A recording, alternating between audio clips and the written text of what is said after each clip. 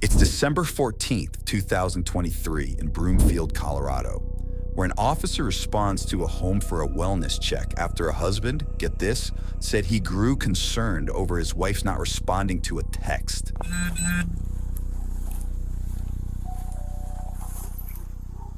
Hello. Oh, I was just, I'm their neighbor, and they called me. They're like, can you go see if she'll answer the Oh door? yeah, he sent us as well. So Yeah, I'm like, I live in the house. just next door. Yeah.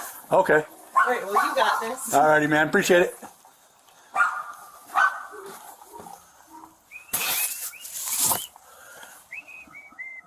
The officer finds a neighbor at the door, who investigators would later learn was called by the same man to check on his spouse.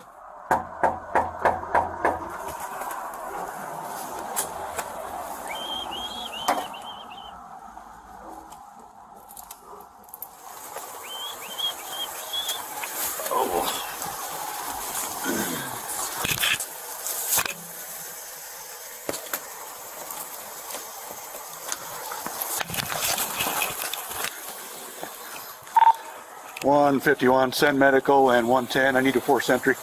I got a female down in the garage. You heard that right. The officer spots a woman unresponsive on the ground in the garage and takes action. Once inside, investigators find the caller's wife, Christelle Krug, beaten and stabbed to death. Next, we catch up with that concerned husband as he arrives at the scene.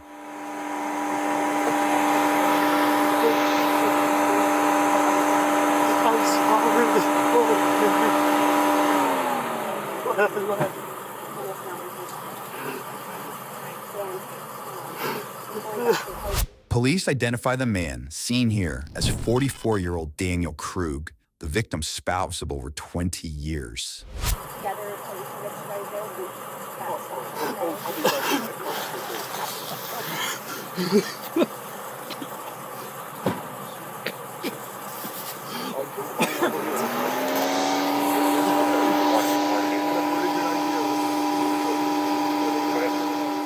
Let's rewind about a month earlier, when the victim alerted authorities about an alleged longtime stalker who she says recently cranked up the heat. All right. When did he pop back up? So, first text message was back in October. Okay. Just threats. Just out of nowhere? Just He pop does back? this. He does Okay. this, and he's been doing it for over 20 years. Okay. So this is, so, This is the first time it's this violent and Okay. aggressive. Normally it's hey, how's it going? okay. Nope. So the last contact was, I'm guessing, more than 5 years ago, just because it was last. I had a Facebook account at the time, and I don't have that, and haven't had it since pre-pandemic. So Okay. easily, like, whatever, how many years before that? Yeah, no, completely out of the blue, and not engaging at all. So there's absolutely no response from me, Okay. and he's still going. The in-person stuff that's scaring the crap out of me, and why I logged this, was starting since last Tuesday, and it's been almost every day since. Okay. I've gotten a few days break. And it's always been text message, or has it been And emails. email? Okay. And he's changing his phone number every single time he text messages me too. Christelle explains that an ex-boyfriend from over 2 decades ago, who she says has periodically contacted her over the years, suddenly popped up again, but this time things were different. The soon-to-be victim describes explicit text messages and emails that grew to be threatening in nature, alongside inappropriate pictures too graphic to show. Next, investigators invite the couple to the police station to get more details on the alleged stalking after they said a cryptic photo of Daniel heading to work was sent to Christelle's email. So anyway, that made me go, is this his number? Where is he right now? What kind of car is he? Like this was alarming. He's never said this kind of stuff to me before, so whatever. And the fact that it went so emotional is like, something's really wrong here. Then things go dark, right? And this is when I then contact you guys, because this now is escalating. This is not just threats against me, it's threats against my husband. He contacts me, and you'll see in my little log that this is an email address he contacts me now from more frequently, like he actually reuses it. But he is now showing that picture that day. There's snow on the ground. My husband had only gone into work on that Tuesday for Halloween. Okay. I'm guessing that it was creepy, but not real.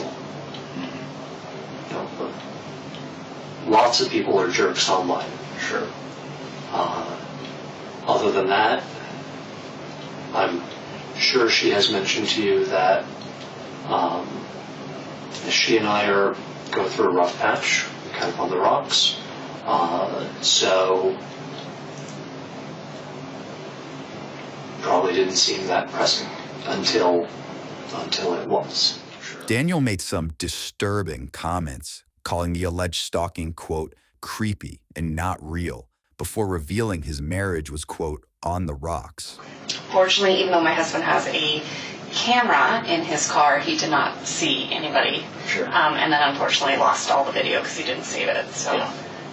She didn't want me to panic, so she didn't share all of the details of the log. And so, as I got all of the details, my panic level has gone considerably higher.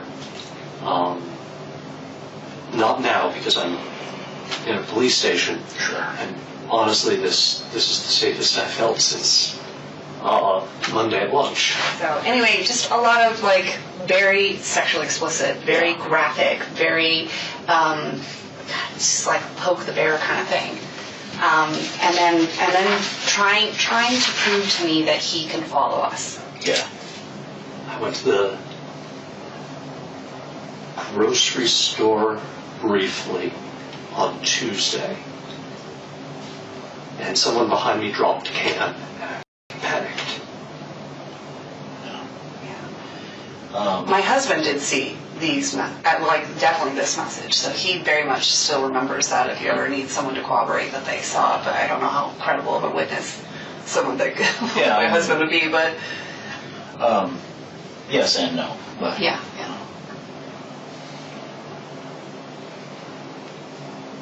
So what am I doing? I'm panicking. And I'm doing a shit job of protecting my wife. As bad as I am, I care more about her safety. yeah. Well, I can understand that 100%. And I'm sorry for this. We're a mask around the kids. Absolutely. I'm sorry. Unfortunately, because this is now so distracting and so constant, and it just anytime my phone buzzes, I'm just I don't know what's coming my direction. That takes us back to December, where Daniel is caught on a surveillance camera, casually walking into work and waving at a security guard, moments before calling police. Brimfield Dispatchers meeting. Hi there. My name is Dan Krug. I don't think this is an emergency, but this feels really weird. Okay. My wife isn't responding to text messages or phone calls. Okay. And we've had threats against us. We have both been targeted by a stalker. Okay. Threats have been made against my life. Okay. And threatening to kidnap her, which is why I'm nervous that she's not answering me. Yeah, I didn't protect her. I was the person who attacked her. Let them know about She had a gun. She was supposed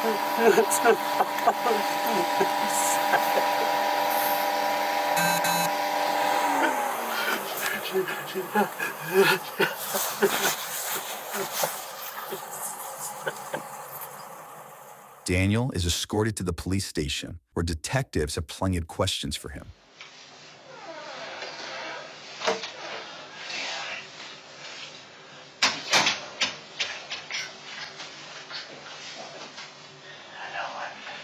Did what you said.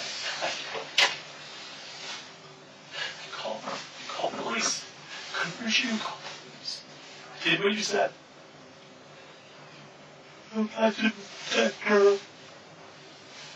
It's not your fault. I was supposed to protect her. She was rushing me out the door.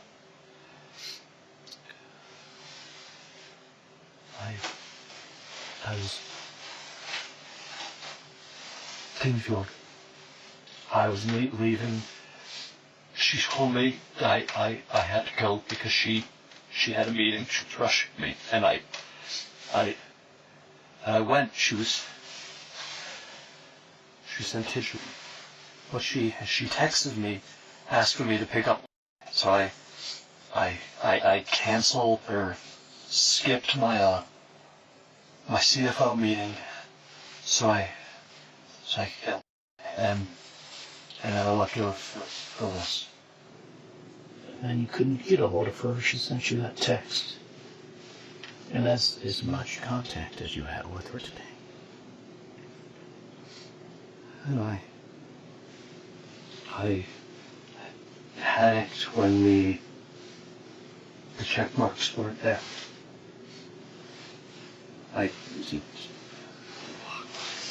What do the check marks mean? Got it. Daniel tells his initial story to investigators, saying his wife allegedly rushed him out the door before texting him about the kids shortly before the attack. Prosecutors would later allege that Daniel sent himself the message from his wife's phone in a suspected alibi attempt. That's when he said he noticed she hadn't read the text and panicked before calling police and a neighbor. Well, you mentioned earlier that she didn't tell you about something kicks. Which one was that? Kickman. That's what we call a sucker. Doesn't deserve it. Okay, and which? Came up with Kickman because Yeah, I remember him in a couple of he was days. gonna kick his ass. Daniel now explains the family nicknamed the alleged stalker Kickman before one detective decides it's time to read him his rights. Let's see what he has to say. We just now need to talk about your rights so we can proceed with getting the answers that we both want. Yeah. I have two different voices going through my head right now. I have my brother. Yeah, I've mentioned him. He's the sheriff's lieutenant. And I have his voice saying, talk to the police. And in typical cop fashion, he married a prosecutor. So I had Lynn's voice in my head going, get a lawyer. Daniel ultimately agrees to talk, for now, but one detective digs in for further details. I just want to... What caused the, I guess, anxiety or panic as to why it was so concerning that she didn't respond? It was a really specific question about a time impacting the kids. That's something she will always respond right away on. And then, other than that, that was enough for me. That felt weird. It hurt me that she didn't tell me about the stalker when it started, but she brought me in right away once he sent her a picture of me. And at that point, she brought me fully up to speed, and I saw the horrible messages. I saw the ad, all that crap. And that's when she and I started working on game plans. Again, what do we do to protect family, to protect the kids, define your threat level. She had a gun, she was armed. I don't want lethal items.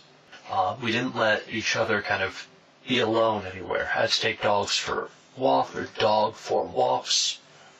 We would do that together.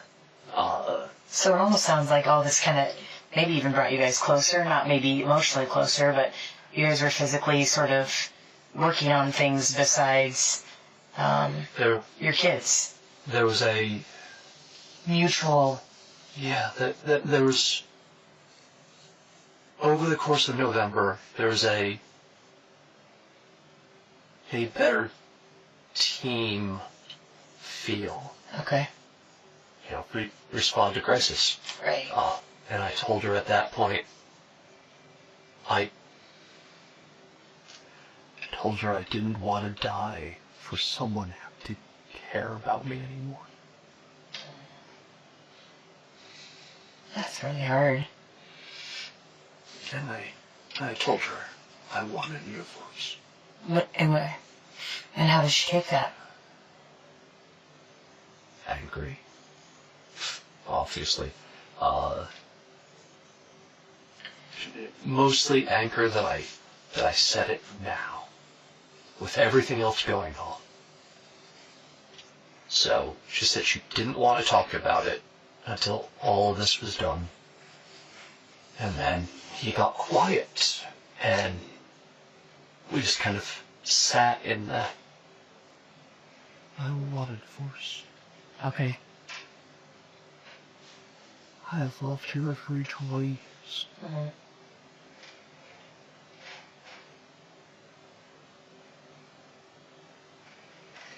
I was hurting when I said that, and what I wanted was her to say she cared about me. She did. What's his name? The other detective said that the cameras were turned off. That shouldn't happen. The only way that the cameras can be turned off is through the app. One of us has to hit the button. According to an arrest affidavit, multiple home surveillance cameras were not recording at the time of the incident, while another was found covered in blue painter's tape. He said they were turned off, and one of them looks like it has something on it. So, in my brain, I'm thinking someone made a move against her. So in my brain, the story that I have is someone came to the door. Maybe she went outside to get a package, and they must have come in. And she's said hi, or she's strong. She would have fought. And why do you say that? Have you guys fought before, or you just know though? Okay. I know her. Okay. She refuses to be a victim. I don't. Okay. So, I mean, who do you think killed her? I think it's Kate. I think it's... Okay.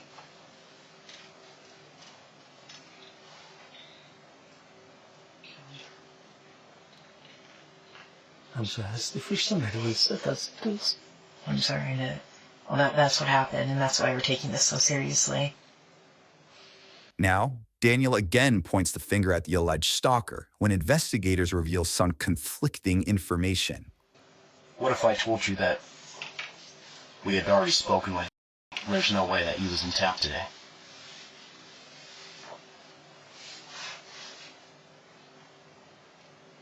I have nothing. And I'm terrified to bring my children home. The Gmail account, the Kickman account that you guys initially received with the photo of you in it, and the phone number, those originated through their IP addresses at your office. Doesn't make any sense. Well, he took the photo of me at my office. Right. But both of those accounts originated from IP addresses that was back to your office. I don't know what to do with that.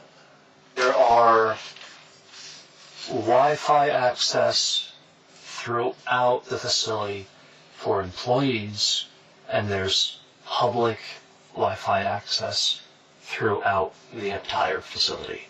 And we literally post the passwords in every single meeting room. Okay. Because I guess the biggest concern is just the timing of everything, that it just doesn't quite make sense to have somebody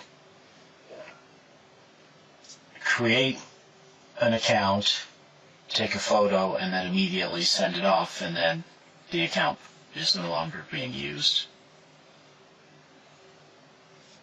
None of this makes any sense. Things are certainly pointing in one direction right now. So I'm going to throw this idea out there, right?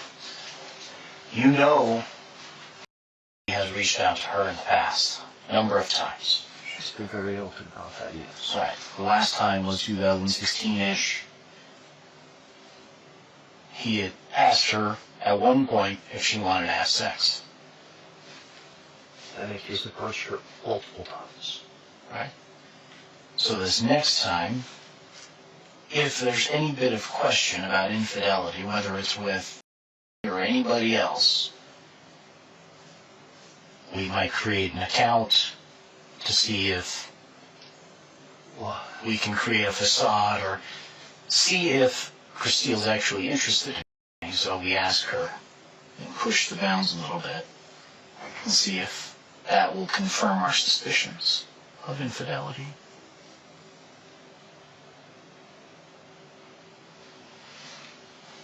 You don't get the response and the openness you once did for about 28 days, from October 2nd to October 31st. So you amp it up a little bit. Send a photo of yourself to her on an account you create. See what her response is. Maybe this started out the way that it was recorded, and then maybe it turned into something different.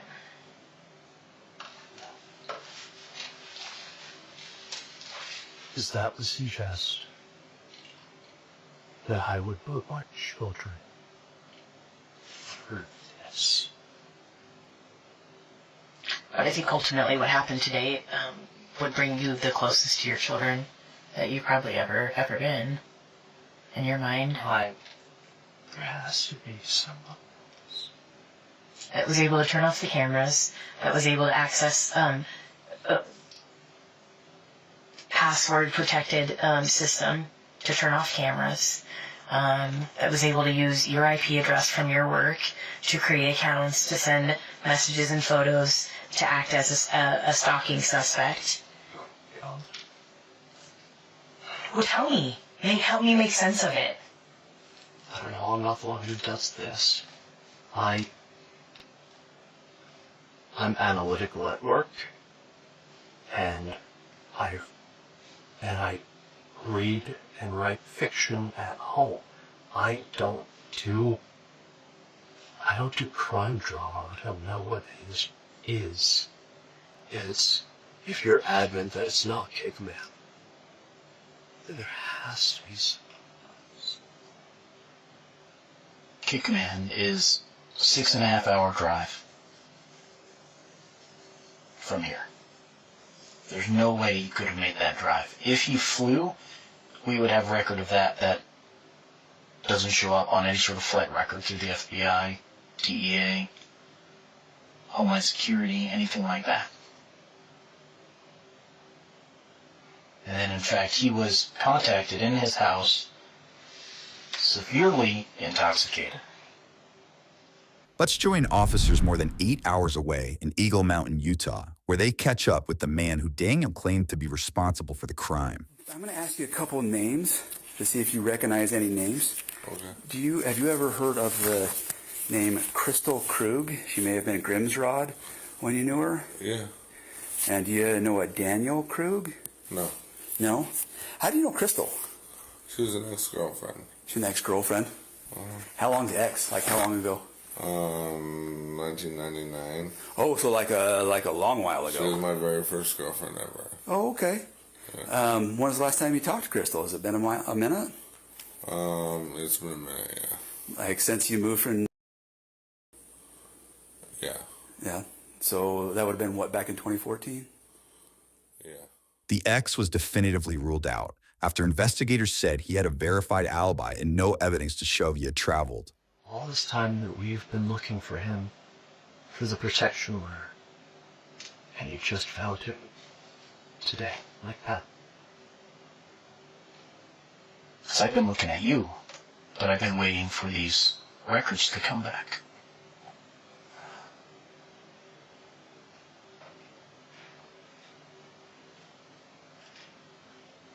We've been chasing the wrong dog.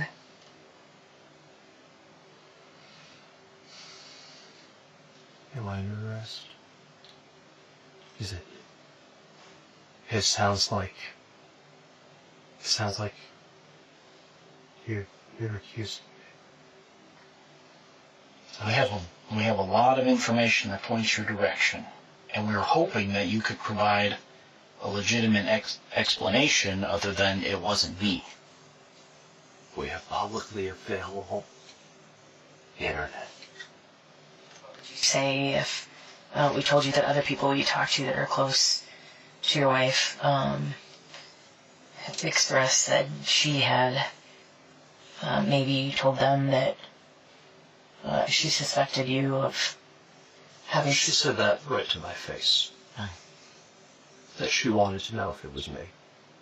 And I told her no. But why would she suspect that? I don't understand how we take the leap from we haven't had a romantic relationship for a long time in our marriage to I suspect my husband is pretending to be my stalker. How does that happen? There's a missing explanation in there. There's a missing piece to that. I'd like to know what happened this morning. I'd like to know Me too. what caused you to get so upset to hurt your wife, because I believe that's what happened. I believe that you've been because there's no other logical explanation. I want to know what happened to her. Did she fight? Did she get shots above? Where was she in the house? So tell me. Did she fight? Did she get shots on? Where is she in the house? We haven't been there to know, and there's only one person in this room that can tell us. Detective King Solomon and I have been here with you.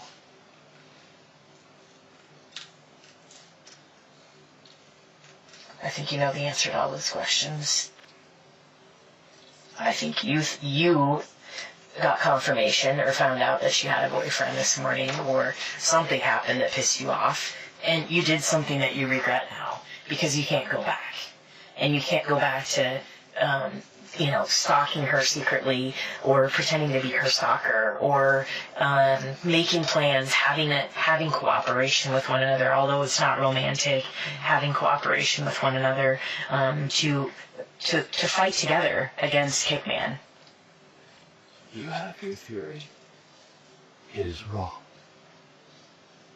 Please find the Bible. Is this the point where on whatever that checklist is, I say, I'll have it ready? Yeah, that's fine. Daniel asks for an attorney and ends the interview, but it's not long until we hear from him again.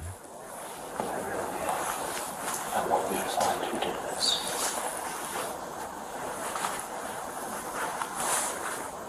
Because I know it's not.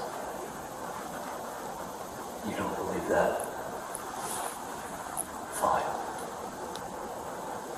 Just don't stop looking elsewhere. Focus on me. Okay? Find who did this. Are you married? With kids? Divorced?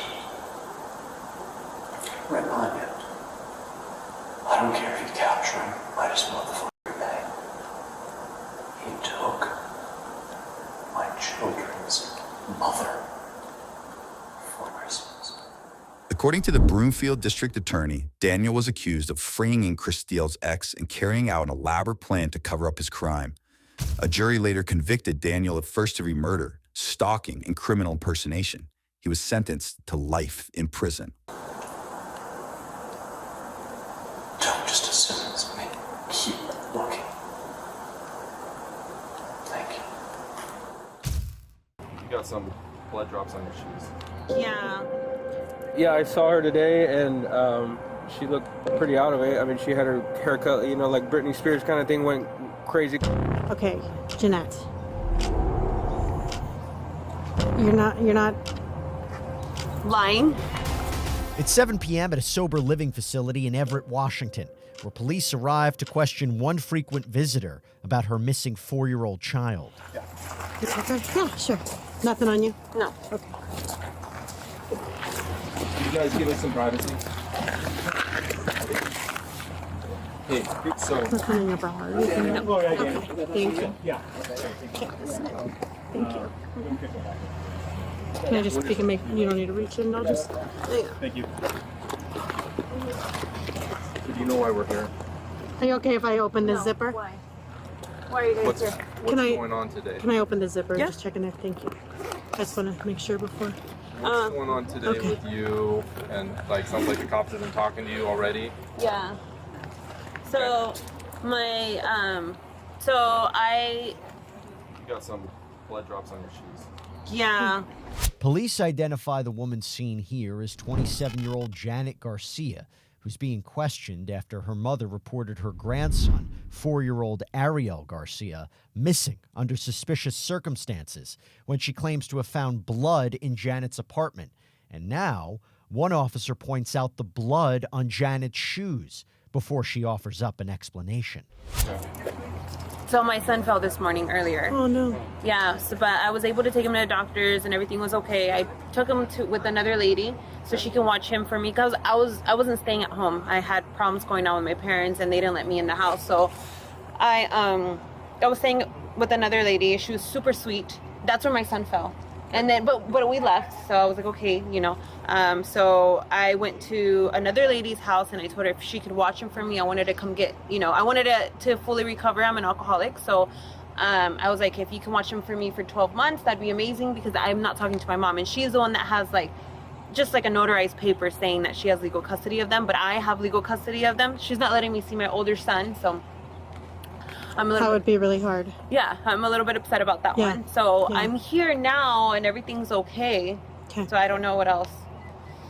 Well, we want to make sure that he's safe and know where he is. Who's the friend that you left him with? I left him with another lady. I don't have her information. Oh, well, that's not going to cut it. We got to figure out where he's at. Where can you, like, tell me the location where somebody could go and check on him and make sure he's okay? In like SeaTac area. Okay. Seattle. More specific? I don't have an address.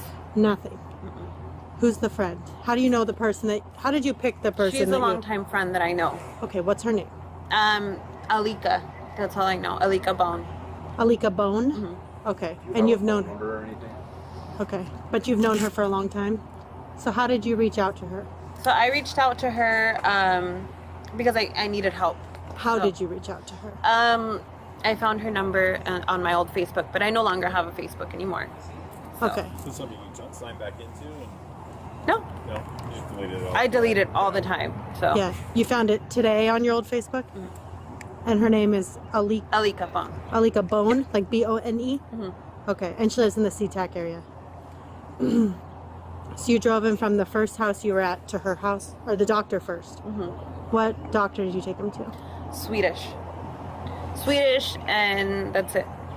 Swedish where? Or I think it's Providence, actually. Providence in Everett. In Everett? Providence? Okay. You understand we just need to make sure that he's okay, and then... Yeah.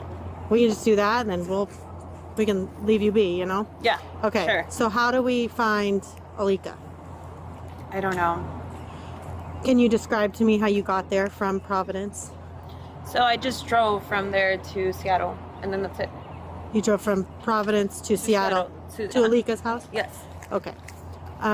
Did you drive on the freeway or? Mm-hmm. Okay. How long did it take you to get there? Like 2 hours. 2 hours. And what car were you driving? My car. So just like 1 hour or so. And what kind of car do you have? I have a Nissan. Okay. Where's that car now? I don't have it with me. Okay. So. Where's it at? I left it at her house, and then I came over here on the bus. Okay. You left it at SeaTac? Mm-hmm. Okay, what, do you remember what exit you took? I don't know. FBI investigators reportedly found Ariel's body the next day, wrapped in a Christmas blanket on the side of the highway, by tracking Janet's movements through her cell phone. An autopsy would later reveal he was stabbed up to 41 times before dying of, quote, homicidal violence. Ariel's grandmother also reportedly filed for guardianship of the 4-year-old just 2 days before he went missing. Let's rewind to hours earlier, when Janet is allegedly caught on a surveillance camera abandoning her car after allegedly dumping her son's body.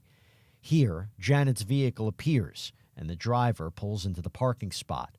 Minutes pass, and the 27-year-old is caught exiting the vehicle and walking away toward the group home where police eventually caught up with her. Back with Janet, she continues trying to play it cool with police. So just to clarify, you go from Everett to the hospital in Everett, you get him checked out, you drive to your friend in SeaTac, you leave the car there, you leave him there, and you take a bus from SeaTac down here. Okay. And that all happened today? Yeah. So pretty expensive ticket. Get a C-Tran bus to come down here? No, actually, it was only like $30. Oh, really? Yeah. Okay. What's your first name again? Jeanette. Jeanette. Okay, Jeanette. You're not lying. You have a longtime friend that you reach out to leave your son with, who you obviously care about very much. I love him with all my heart. Yes, and you're expressing how upset you are about what's going on between you and your mom and the custody of him and your older son.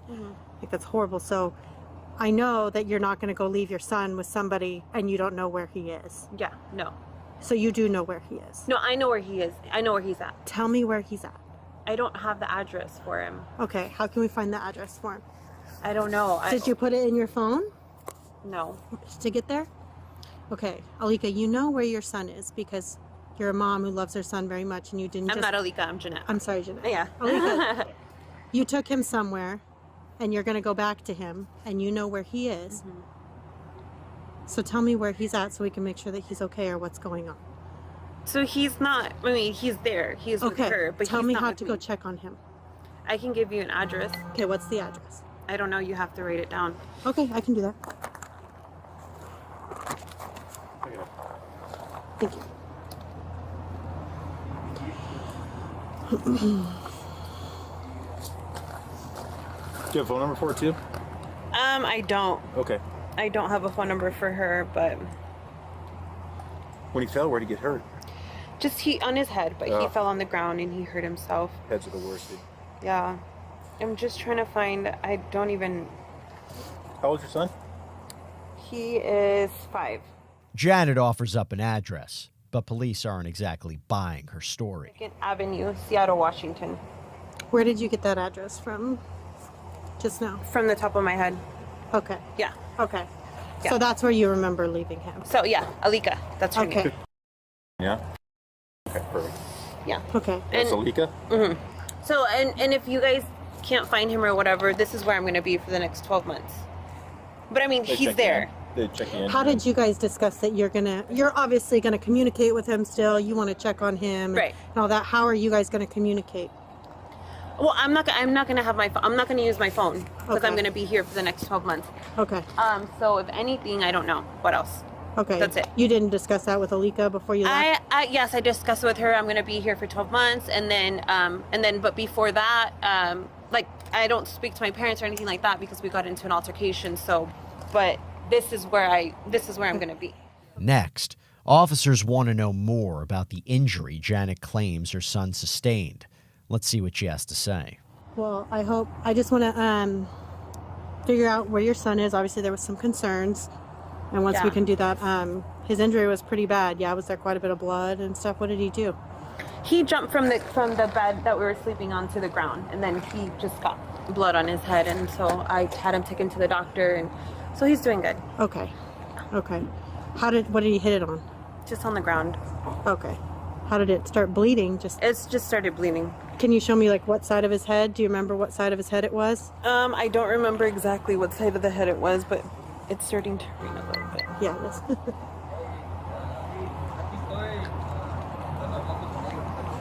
Okay, so you don't, what time did it occur today? Just, like early, like at 10, 11. 10 or 11, okay. Do you know what time it is now? It's already 6:30, or about to be 7. So how long were you guys at the hospital? We were only there for a little bit. I don't even think he got checked. We got there, and but I didn't wait enough for him to get checked out. So he didn't actually go back and get checked. Gotcha. Did you actually go inside and check him in? Mm-hmm. Okay. And then did you tell him you were leaving, or did you did?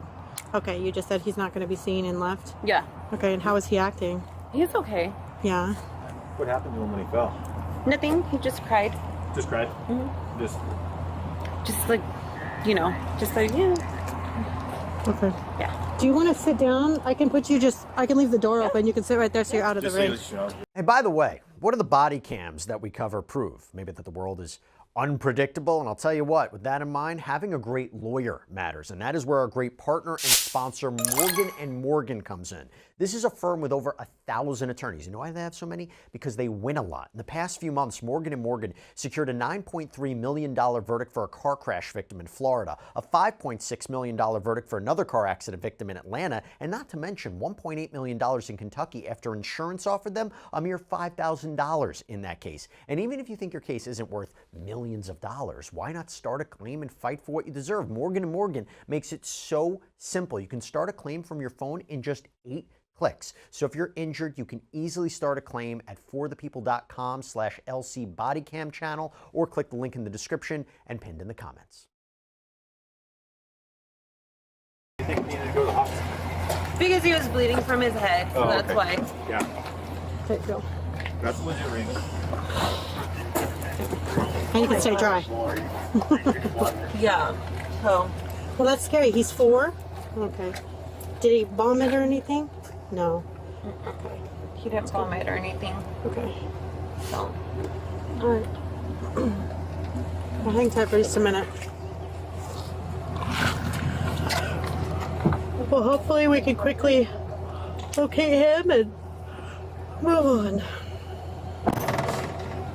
on. You said it took you 2 hours to get from Providence to your friend's house.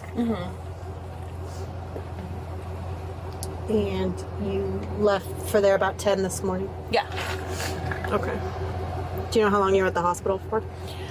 I was only there for a little bit of time. Again, I didn't want to wait, so I was like, let's go. Can you describe to me what that Providence looks like? Do you know what road it's on, or what is, did you park in the emergency room parking lot, or? I don't remember. I don't know. Or was there a parking garage or anything? I don't remember at the top of my head. Okay. Do you remember when you walked in? Like, can you describe to me when you walked in what it looked like? Just the hospital. Just the hospital. Okay. But can you describe, like, when you walk in the door, where was the check-in? In the front, I walked in, as soon as I walked in, the front desk was checked in right there, and I said my son had to be seen for something, and then his name and everything. Okay. And that's You're going like this, so you wrote it down, or was there like a check-in thing? Or? There was a check, all right, but I think they checked me in. No. Okay. Yeah. So you didn't write anything on there? Okay. Have you been there before? No. No, that was your first time? That was my first time.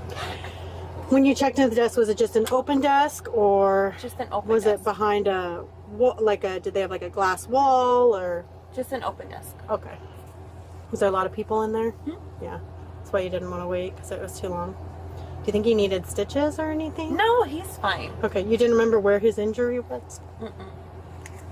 Is it front, side, back? Do you remember? It's the side. It was the side. Definitely one of the sides that you recall? The front, yeah. Okay, front. You're kind of pointing above the eyebrow? Okay. All right, and then you contacted your friend through Facebook? Yeah. Okay. Or I got her information through Facebook. Oh, okay. And then what information did you get? Just her number, and then I went to her house and dropped off my kid there, and then now I'm here. Okay. You got like her phone number? Mm-hmm. Okay. And did you call her from your phone? From my phone. Okay, the one that's in your purse there, you called Mm-hmm. her from? Okay. I think I erased it though, but I have her number. I don't know if you guys want to call her, but I don't think she's gonna answer anymore. It says California. Mm-hmm. That's her number. Her number. I don't think she's gonna. I don't think she's gonna answer. How come? What makes you think that? Because I don't know if she's still gonna be there.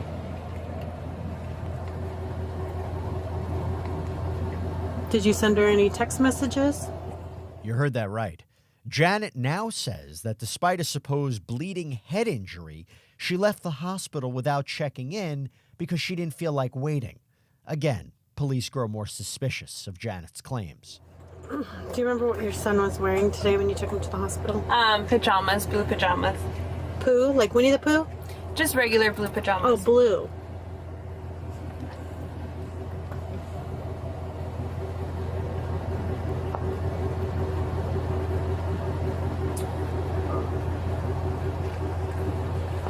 So I just pass that information on. They're gonna be. They'll see if they can get a hold of her. Check that out. She gave maybe a phone number too. Yeah, I'm gonna give him Yeah. a call.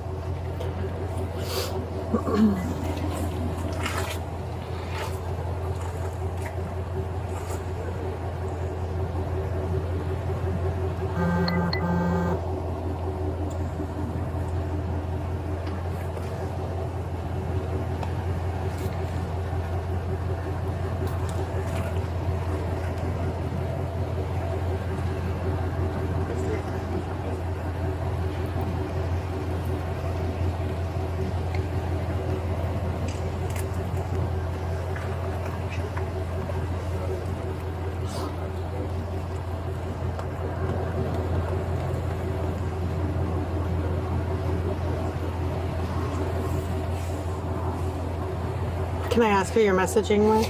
Yeah, my sister. I was just talking to her about her flying out here. Oh, nice. Where does she live? California. Oh, okay. What part? In Pasadena. Oh yeah. Yeah, I want to move over there. I bet it's nice and sunny down there right now. Yeah. It's really good.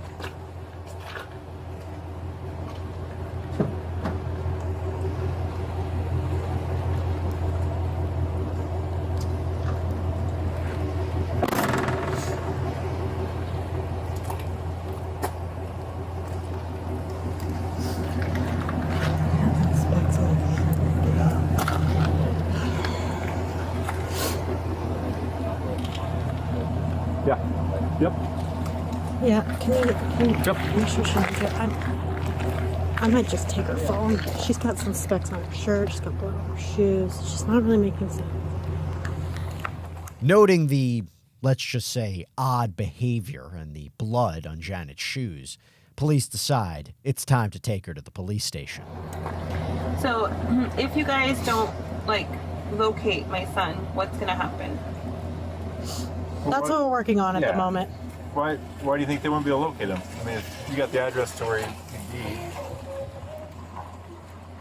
Because, I don't know. I'm just saying, if you guys are not able to find him, what can happen? What it's looking like right now is that we're gonna need to stay with you until we find him, because it sounds like you said you know where he is, you know where you left him. Right. So it shouldn't be an issue, right? Should be able to locate him. Okay, so that's what we just need to stay with you until we locate him. Okay. I have another favor though to ask. Yes. Because it's raining and it's cold and I'm shivering, and we're gonna be with you, I think, for a little bit. Are you listening to me? Yeah. We're gonna be with you for a little bit. Would you mind? We have a precinct right up the road. It's comfortable and dry that we can all sit in so we can chat. So we're all out of the rain. Would that be okay? Where is it? It's just right down by the fairgrounds. Yeah. Okay. Just on 179. Yeah. And then we can give you a ride back and all of that, if that's okay with you. Can I get a coffee from here before we We go? got coffee there. We have coffee. Really? Yeah. Okay. Oh, yeah, we got coffee. We can give you coffee. Can you grab that seatbelt around your backside? This is... And then the only other thing too, when he travels, I just got to put your purse on the front seat right there. Yeah. He's not going to get into it, but we don't like bags where we can't see them and stuff. No worries. Thank you. Yeah, no worries. Rolls and make us go by. Okay. Then that way we can all be dry and comfortable and sit, and you can get some coffee. You're welcome.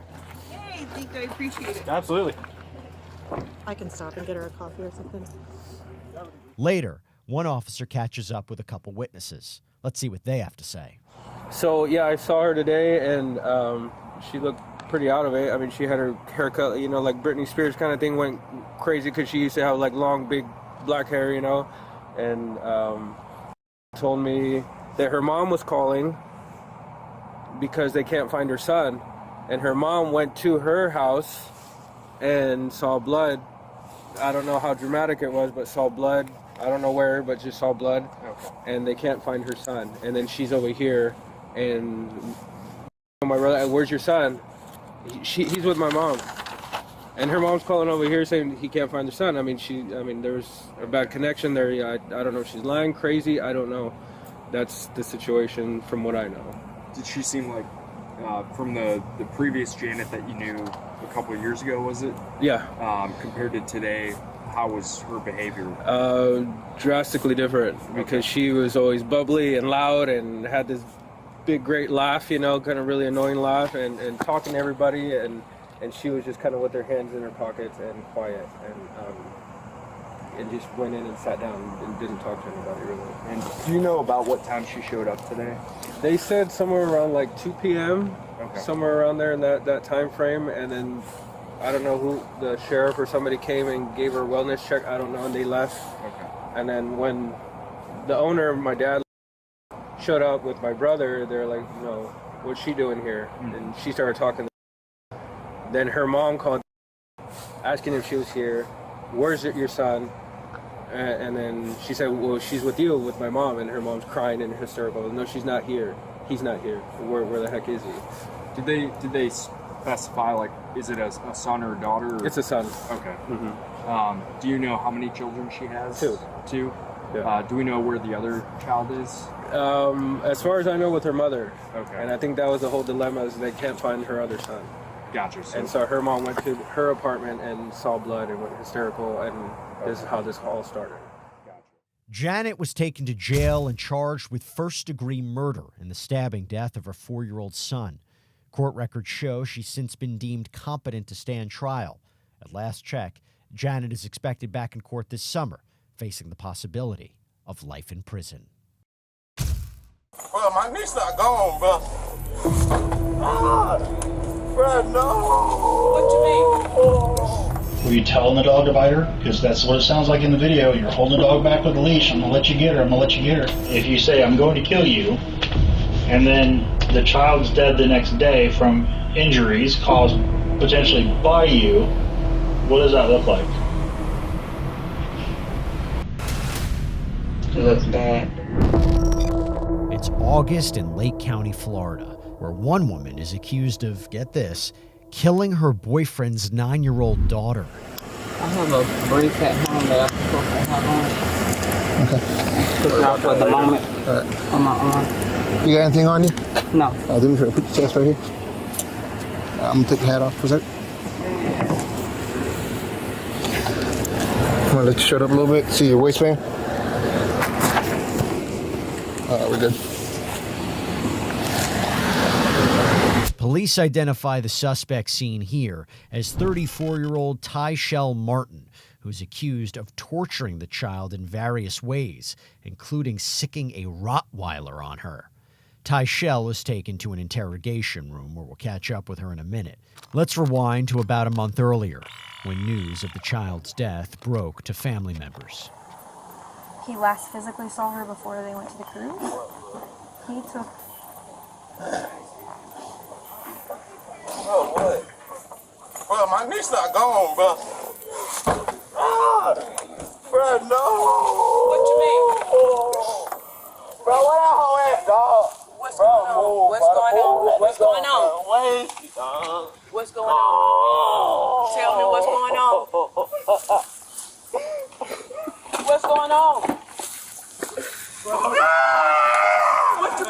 No, no, Bobby, no, I told you. No.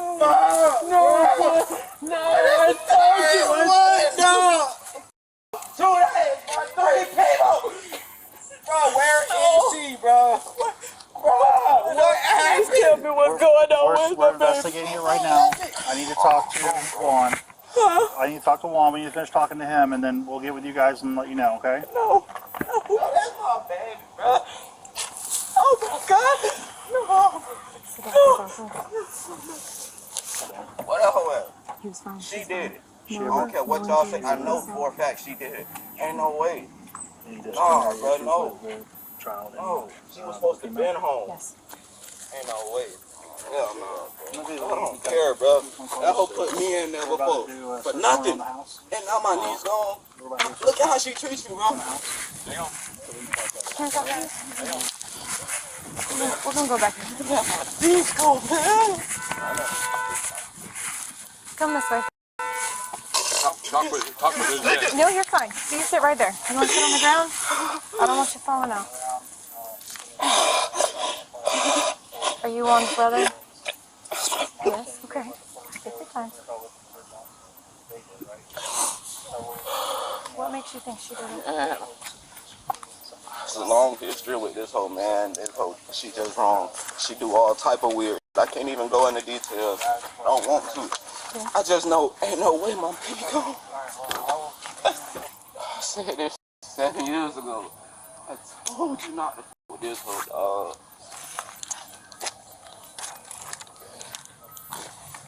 It's her fault.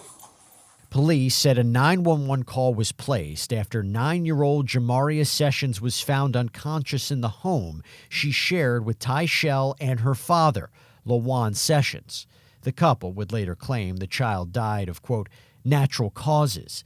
But weeks later, an autopsy ruled out any natural causes of death and pointed the finger right back at the caregivers. That's when detectives picked up Tyshell and brought her to that interrogation room, where we catch back up with the murder suspect. What happened?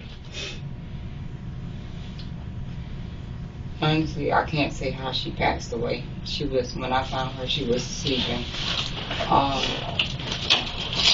All I can say is, she did receive whoopings. The girls told me that she fell that day when I was asleep. When I was sleeping, I did not witness that fall.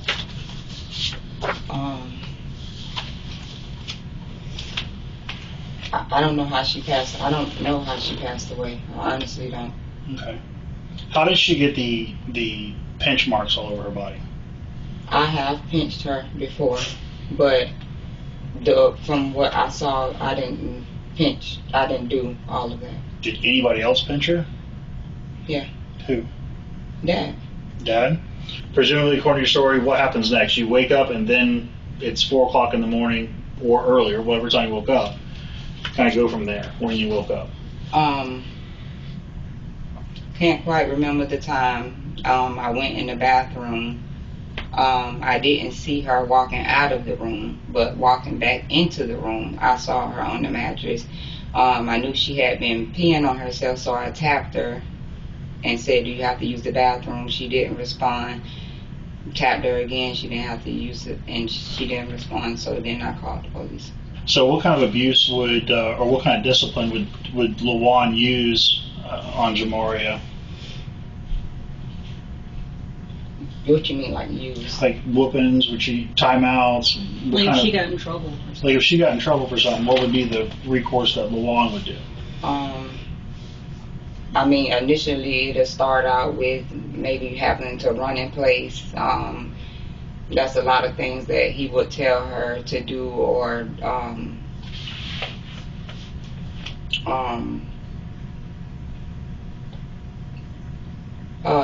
they would have to stand on the wall sometimes, and then it eventually resulted into a whooping. Tyshell tells investigators her initial story and mentions some unusual discipline, but detectives suspect there's more to the story and question the 34-year-old about Jamaria's injuries. How did Jamaria sprain her ankle and when? She told me that she tripped over the dog food downstairs when she was walking in the dark in the living room. So the downstairs living room? Okay. And then how did she get the burns to her feet and her back? Said it was from hot water from the hair. What was she doing with the hair? I understand it was already does hair, but I'm trying to see you understand. She has to dip it in hot water. And apparently she had moved or something. Do you know about how her lip got busted or her teeth got broken out of her mouth? I thought it was from the treadmill. Why do you think it was a treadmill? Because that's what I believe she told Azaria that. Okay. When did that happen?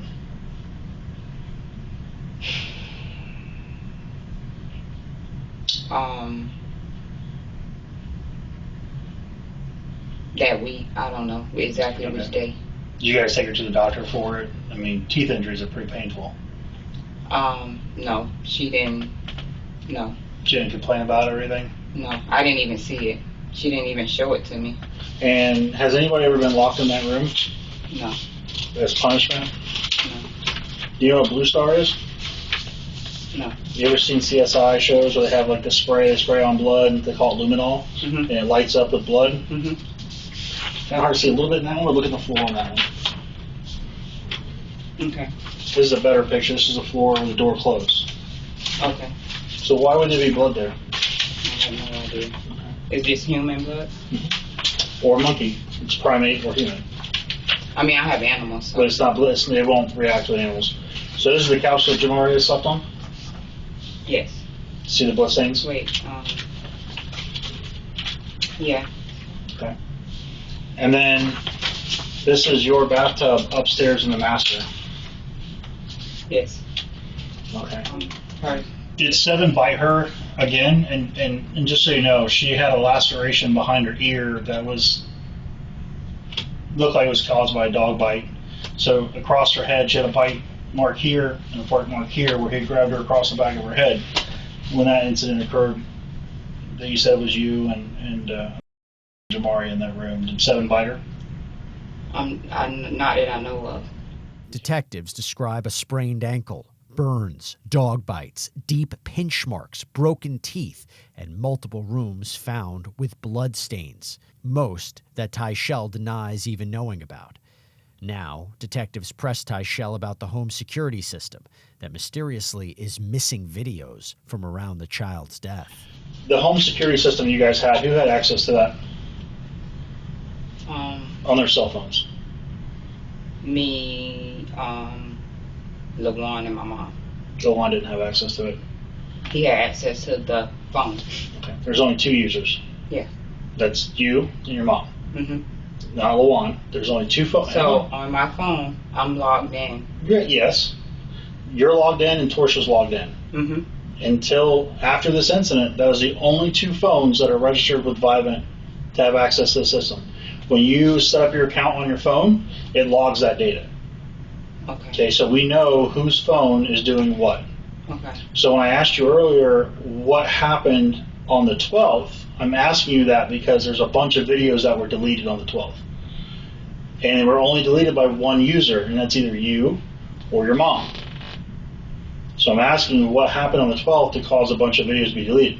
If something happened where you hit LaJuan, I don't care. He probably deserved it, to be honest with you. So I'm just trying to understand the dynamics inside the house. Like, just basically, it was a big argument between him and I, about a lot of the stuff that was going on. Did you know he was having an affair? No. And that while you were in Miami on your way back up, and he had your car and he was cleaning it, that he was meeting with this girl and is basically having a child with him? No idea? Okay. I'm just trying to figure out what caused this animosity, what caused this fight. the fact that I wasn't having sex with him, and if you go through my phone, you would see the history of that all the time. But he was trying to do evil stuff to me a lot, so it's like I couldn't do nothing but try to stay home and protect the kids. Detectives reveal Tyshell's boyfriend is involved in an alleged affair before revealing some disturbing photos and questioning her possible motives. It's kind of curious because you say that, wherever she messes up, she'll get pinched, but then she's flashing a boy on the boat, and now her nipples are missing. Well, when that was after the fact. I apologize for the gruesomeness of it, but I've had to stare at it for 2 months. Look at her nipples. I didn't see that. Well, I'm not asking if you saw it. I'm asking if you knew about it, if you did it. No, I didn't do that. You see all the marks all over her body? Yes. Her autopsy report's over 26 pages long because they have to identify all these marks. And a lot of these marks on her body are pinch marks. I didn't pinch her that many times. Does that look familiar to you? What you mean? Is that Jamari? Yes. All right, you can keep going.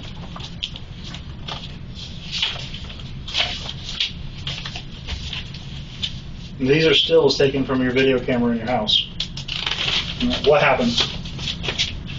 Something happened because that's not the way that you normally act. I've talked to people. You were a good mom. You helped other parents with their kids. You did their hair. What happened? That day,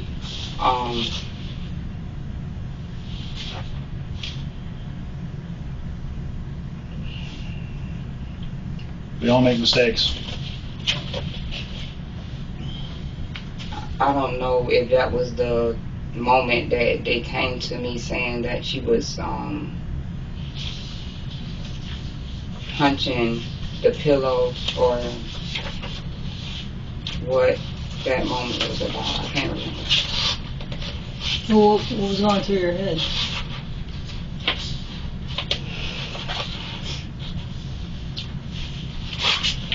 What was probably going through my head was that probably like, I'm tired of talking to you. Listen, do what you're supposed to do. A lot of times I just felt like I was the one protecting her, for her to turn around and not listen to me when I'm the one keeping you protected from your dad. So I did have moments that I did react to being tired of her not listening to me. Tyshell begins to open up to detectives when they reveal they know way more than they're letting on. Well, there's another video too of her running in place. You had her running in place, and then for whatever reason you kick her from behind and she trips over the bag of dog food. That's when she sprained her ankle. I mean, that's because the next video with her in it, she's wearing an ankle wrap. It fits. There's no video of her wandering through the downstairs living room,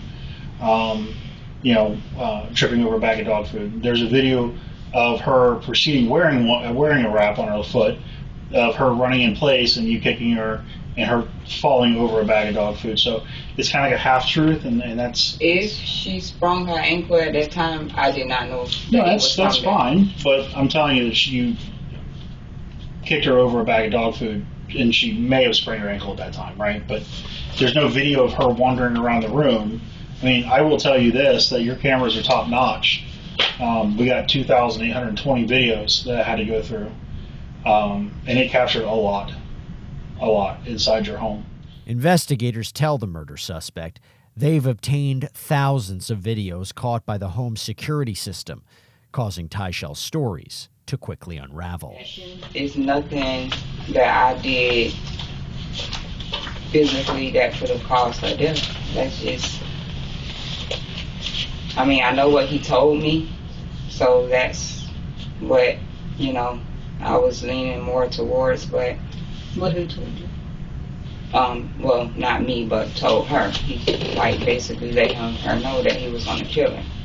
So I mean, I didn't know if that was a scare tactic or what, but I honestly. So what do you think nothing Lawan that could did? have caused her to die. What do you think Lawan did? I don't know. Well, you see the marks on her. Right. Who caused those marks?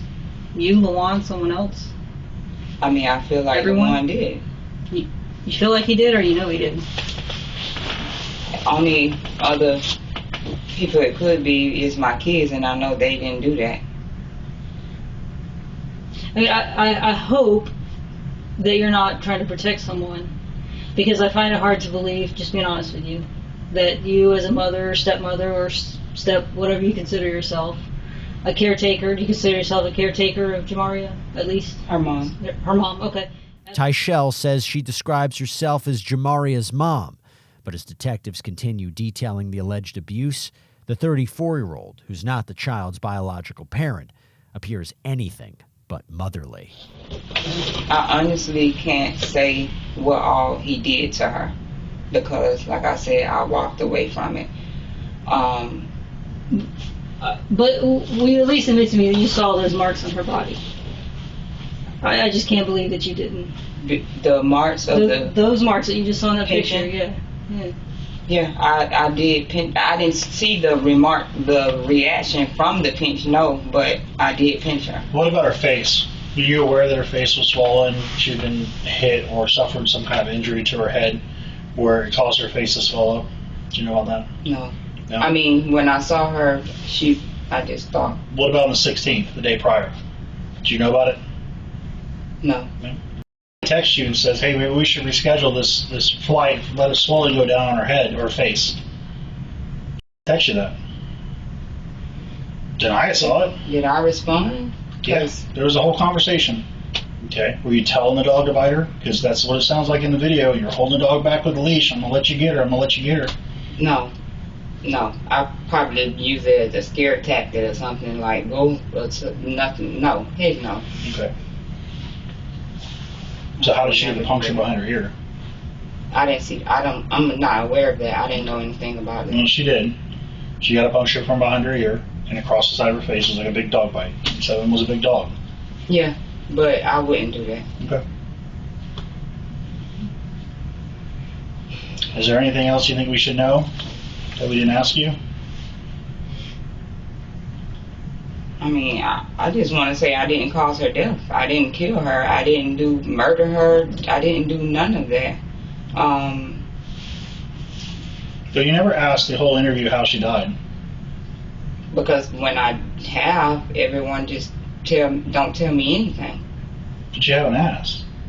I asked her. So I was saying, like, I didn't know how she passed away and stuff. So she died from her injuries. So it's kind of like it's kind of like death by 1,000 cuts. You ever heard of that? Like you get a little paper cut and it doesn't kill you, right? You get a lot of them. So then now your immune system's jacked up because it has to fix these things. It requires energy from your body, so you break down muscle, which breaks down proteins that go in your kidney. It's a whole thing, right? And then she has all these injuries that are staggered and historically long. So she's been whipped, she's been pinched, she's been punched, teeth broken, bit in the back of the head by a dog, possibly. She has all these injuries that her little body is trying to fix, right? All at one time, and it's a lot. And then she's not given nutrition. She's not given proper amounts of water. She's not given proper amounts of food. And we know this because during the autopsy, we empty their stomachs. We check their bladders. I know what color her urine is. Her urine looked like coffee. She had so little fluids in her body that we barely didn't get enough blood because her body didn't have enough hydration. So we know she was dehydrated. We know she wasn't fed. And we know she has all these injuries that she's trying to recover from. I fed her literally every day on the cruise, every day since we... Here's what happens. When your body can't get food, it breaks down muscle. So I tell you not to starve yourself because you lose all your muscle mass. So your body breaks down this muscle to try to repair itself. Well, the problem is a lot of protein goes in the kidneys. Kidneys aren't built for that. They shut down. and then she dies.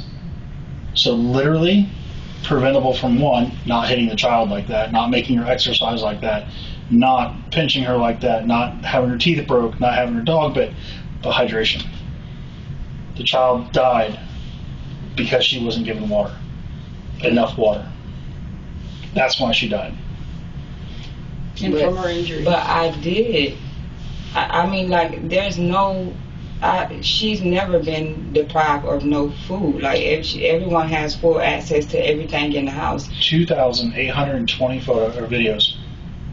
I know that number because I've watched every one of them more than once. Okay.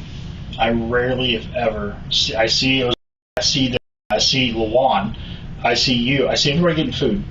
Well, not me. You get food. I don't eat, trust me. You don't eat often, but you eat more than Jamaria did. No. Listen, Jamaria moved into our house eating cereal and noodles. If she lost a lot of weight because she told us, because we had meals, she told us that's not what she wants to eat. Dad told her she has to eat those meals that is served to her. So Jamaria lost weight because she couldn't eat cereal and noodles anymore. Tyshell takes an interesting approach by claiming to use, quote, scare tactics and aiming to blame the child for her lack of nutrition. But investigators aren't exactly buying it and continue questioning her. You said she was in the corner so long she peed herself. That was on the ship, sir. But that's my point, is that her mindset, she's 9 years old, she's not an adult. She's so scared of you and Lawan that she would stand in the corner and piss herself. Well, she told me that she did that because he told her she couldn't leave out the timeout for anything. She's so scared. Her dad's a million miles away in her mind. She's out in the ocean. She's on another country. Dad's so far away. And that's mental abuse. She's so programmed and so scared of both of you that she will do whatever it takes. I don't think she was scared of me. I saw the videos. Even when I disciplined her, she would let me know. She was like, Mom, I understood what I did, etc., whatever. Most abused kids do. You know why? Because they don't want it to happen again. Right. They will tell you what you want to hear I'll be your best friend. Don't hit me again. Right. She didn't mean it. I can honestly say I didn't abuse her. I mean... What is that? I would let her dad deal with her. I probably had times what is this? Like that, I would say. That's abuse. Is that not abuse? There were times where I did, get overwhelmed.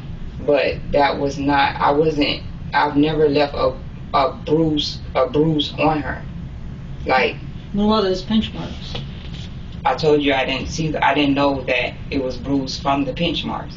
Those aren't bruises. Those are cuts from the nail going in. There are some bruises where somebody grabbed her by the arm and dug their nails in and kind of probably pulled her up the stairs or something. But there's a lot of those are actual pinch marks from your fingernails. Okay, well, I didn't cause all those bruises. And I didn't know that, cuts. I've never seen any bruises on her from me disciplining her. You didn't see those cut marks from the pinch? Yeah, the ones on her arm. That's all you saw? Yeah. So we're going to leave here today with the story of you did all this, you've never abused her, and you only caused the small fraction of the ones on her arm. That's the story you want to leave with, that you want to take to court and say, here, this is my story. I didn't abuse her. The video was me, but I didn't abuse her, and only the pinch marks on her arm for me. The rest of them are from Lawan, which wasn't there at that house since the 13th. And a lot of these wounds are fresh. But you're gonna go, it wasn't me. You're alone with this child. She was not back. I was sick, literally, in bed. I bet. And you're probably pissed that she won't let you get some sleep. I would never do anything to kill her. I would never deprive her of food or any of that. Drink, nothing. I just honestly feel like, I don't know. I I honestly feel like, knowing all of this, I just honestly feel like it's a setup. You know, like he's never left the house. He's never left the house. He's never, ever, ever, ever, ever. By who? Lawn? Yeah. Then why are you trying to protect him by saying I didn't see any of those marks on her, if that's true?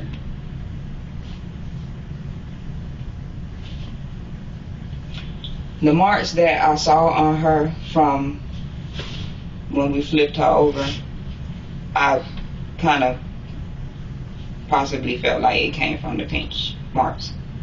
By who? When I pinched her. So. But it goes back to her point. I feel like you're literally taking the fall for Lawan. Because if you say Lawan was there on the 15th, tell me how to prove it, and I'll prove it. And you either did all of that, or you know who did all or some of that. Next, Tyshell reveals an alleged motive behind her previous stories.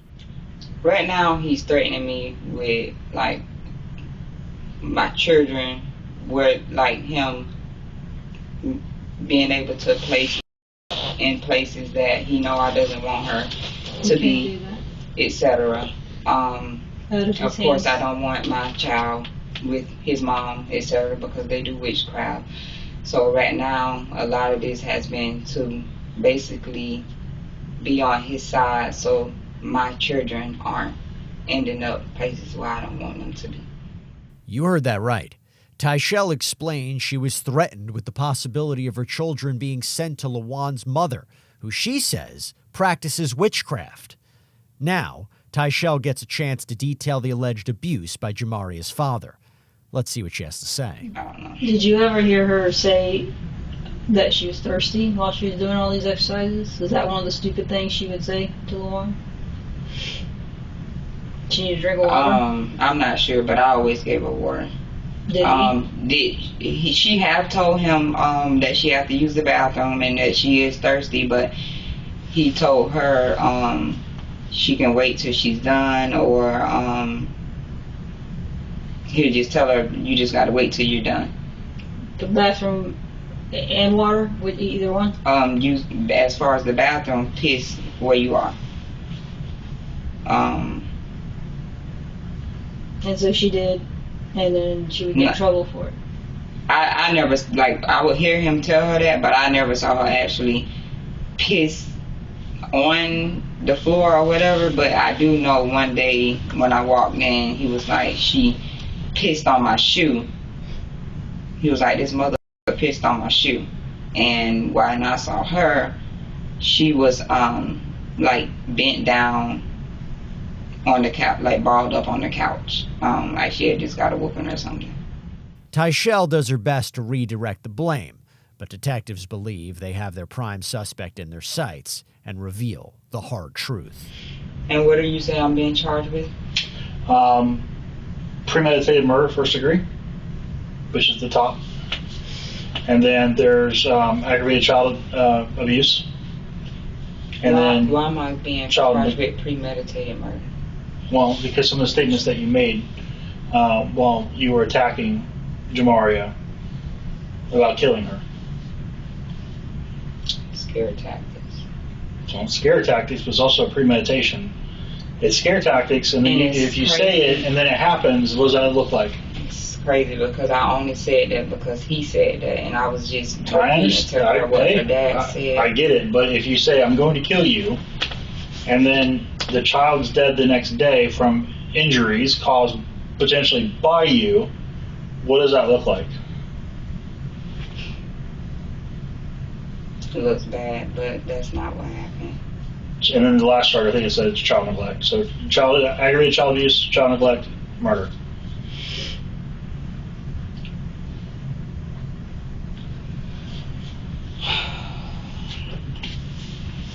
Is there anything else you want to say about any of this? You want to tell us? You think it's important? I just know that I didn't do this. Like, I would never do anything to kill her. Like, those words came honestly because he had just told her that, and I knew she was scared from that. So when she did something wrong, I just used it. But I would never do nothing like that. I would never do anything. And then to say that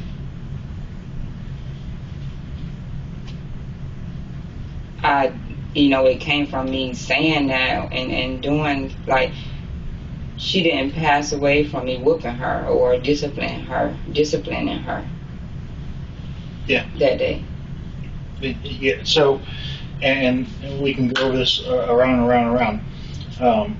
The cause of her death is based off the injuries she's received over a period of time by you and by Lawan. With that being said, yeah, it's a contributing factor. But I wasn't abusing her over the time, though. On the 15th, when you kicked her down, punched her or kicked her in the gut, kicked her in the back, stomped her head, grabbed her by her hair, dragged her across the floor, had the dog like he's gnawing on her face, right? And she's at the bottom of the stairs and she's lifeless and helpless and limp. And you're yelling at her to get the fuck up. Go upstairs, get the fuck up. This wants me to kill her. Yeah, I was. Okay, so question for you. Does that look good or does that look bad? No, it looks bad. Okay. Is that abuse? Was just words. No, it wasn't just words. You kicked her repeatedly. You stomped her head. You kicked her in the back. You kicked her in the stomach. You dragged her by her hair across the floor, up the stairs. Like, so that's abuse. I don't know how you want to define that. That's not discipline. That's not corporal punishment. That's not a scare tactic. That's straight up abuse. So if you're asking me honestly, did you abuse her? Yeah. Yeah, this wasn't like I hit her on the butt once with a belt and she moved, so I got her lower leg type argument. This is pretty bad. And the video is pretty bad. Tyshell was charged with first-degree murder, aggravated manslaughter of a child, and aggravated child abuse. Court records show she later pleaded not guilty to the charges and is expected back in court this spring. The state of Florida is seeking the death penalty. Detectives also chatted with Lawan in an audio-only interview where we hear a little side of his story. I've read your text messages. You've accused her of stuff. You say it's in jest, but I have a dead child with injuries. I mean, that's not how a child's nipple is supposed to look. What the f*** is that? That's a nipple. Why does it look? Why do both It your should never look like that? Honestly. Why do both your daughter's nipples look like that, and they're both around Tyshell?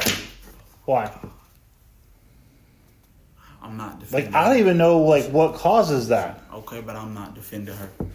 Sir, honestly, I got videos all day long inside the house of her screaming and yelling at your daughter. I got a video of her on the cruise ship grabbing your daughter by her throat. You're telling me she's not a bad person, but I can see the monster every day. She thinks your daughter's possessed. I'm going off from what I see, sir. But you're never there. And that's the problem. Oh my God, man, I can't believe I failed my daughter like this, man. I get it, man. But you're telling me that you've been there for 7 months and you did not see a single mark on this child? I told you about the whooping. I saw a group. This is not a whooping, man. So that's just, this is something different. All of that has, but anything under her. I don't know what that is. I don't know. I can tell you what I think it is. I would have never saw anything under her clothes. I don't go in the bathroom. I know, I get it. But here's the thing is that a lot of these wounds are on her face, her ears, her neck, her shoulders. That has to be new stuff. She was out of my sight. Some of this stuff is old, man. She was saying that she was acting out, but she wasn't saying she was doing nothing bad. Like, she was saying she wasn't listening. Right. And in the phone conversation that you have with her in text message, she says, bro, I'm going to kill this kid. Talking about Jamari to you. And she says, I just punched her so hard, made her fall over. And you said, shake my head, I can't believe she doesn't listen to you. No. See, it must be something deleted because... It's not deleted. I have both sides of the conversation. She said she punched her. See, I'll be at work when she be texting me. Investigators aren't buying Lawan's ignorance claims either and charge him with aggravated manslaughter of a child. Lawan pleaded not guilty to the charge and is also expected back in court this spring. Step out. Oh, my goodness. Step out, ma'am. Is this Black Hawk Down? Like, who are these people? The police department. You got somebody on the floor, bro. She looks 607, bro. It's 6 a.m. in Tampa, Florida, when police receive a disturbing 911 call. Tampa Police 911. What is the address of the emergency? I was just trying to get strangled. Okay, do you have a unit letter or number? Unit. Okay, and what's going on? I was just trying to get strangled. But I just woke up from passing out. Okay, I'm sorry, what happened? I was strangled. Okay, by who? My mom. I'm sorry, by who? My mom. Is she still there? Yes. How long ago did this happen? This happened like 34 minutes ago. I just woke up.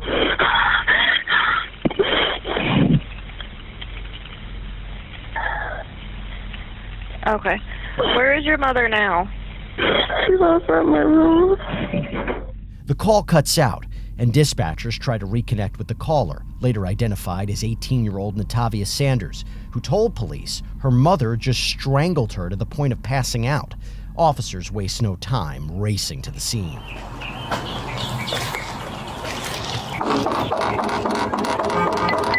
I know you're in the home. Just come to the door.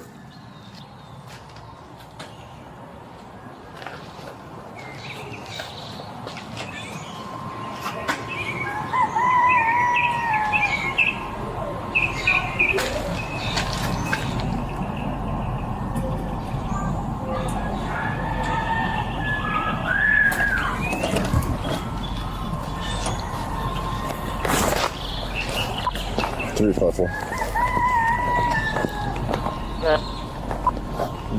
Did you guys attempt to call back? Because now the lights are out. I think I hear him screaming upstairs, but I can't tell. One officer thinks he hears screaming coming from inside the home, when seconds later, backup arrives. What's up, brother?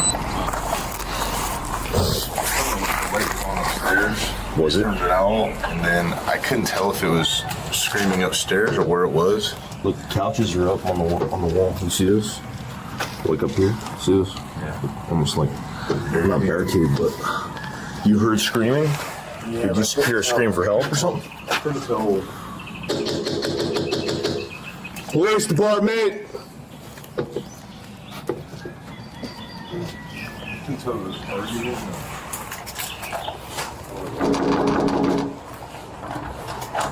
Tampa Police, come downstairs.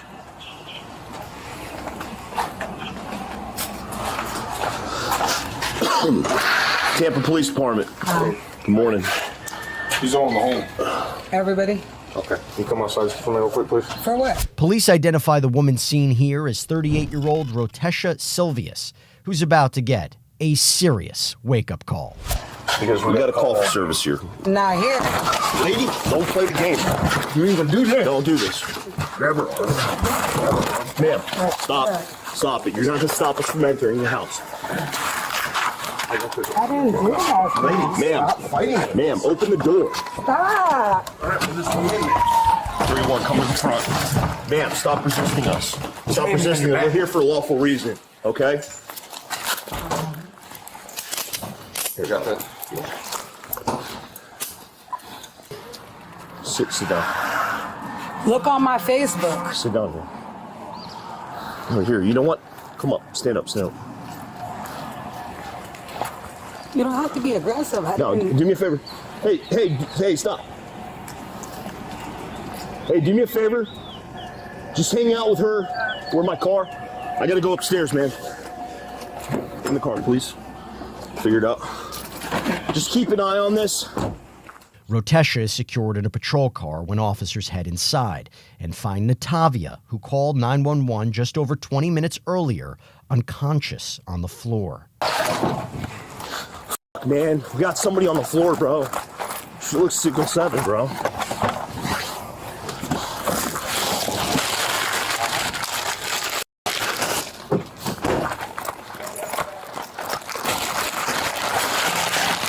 First responders perform life-saving efforts while waiting for medics to arrive. How old is the oldest?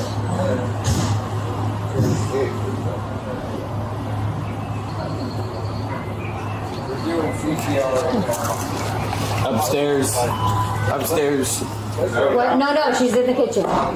Kitchen. Oh. Right here, man. Okay. Kitchen. Yeah. Not responsive at all. Found her here, possibly choked out. Maybe a very faint case. All right. Let them do their job. Yeah, I'm gonna let them take over here. Yeah. Try to keep as many people out as we can, let fire do what they gotta do, and then we're gonna broke this out. EMTs rushed the 18-year-old to a hospital where she would survive for 2 days before passing away. A medical examiner determined Natavia's injuries were consistent with strangulation. Meanwhile, Rotesha waits in the patrol car where things take an unusual turn. Step out. Oh, my goodness. Step out, ma'am. We're gonna.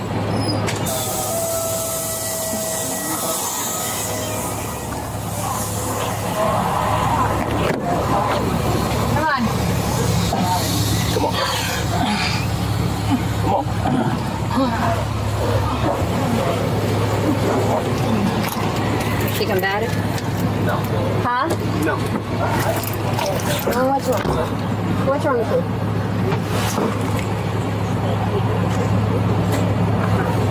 Alright. Can we stop? Can we stop acting like this, please? So I can do your search? Brandon, I need you to, like, help me out. Get one of them to come over here and assess her as well. You see, act like that while you were... No, she was talking to us, we had a rapport, and she started making something about being taking something, I forget exactly what she said. Something about We'll just have fire. Yeah. So check her. Don't let her fall.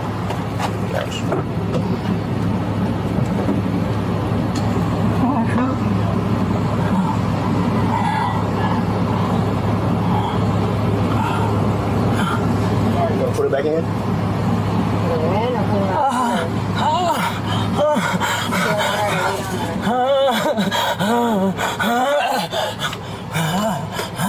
Can't poison.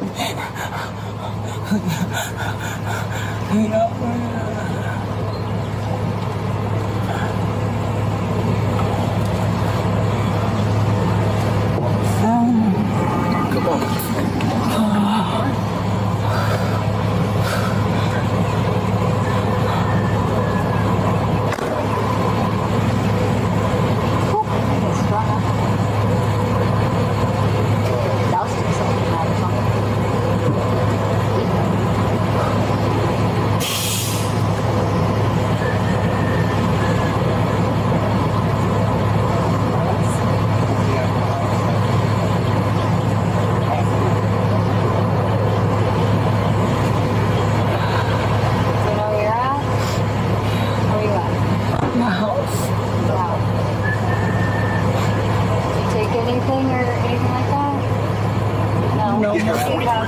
Not yet. We're just coming to. Young lady, what's your name? Letitia Silvers. And you live here? Yes. How long have you lived here? A few months. A few months? Okay, who do you live here with? Me and my children. Your children? The small children? Like the babies? Mm-hmm. I seen 1 or 2 little babies. What about the other person there? No, I have 3 kids. You have 3 kids? How old are your kids?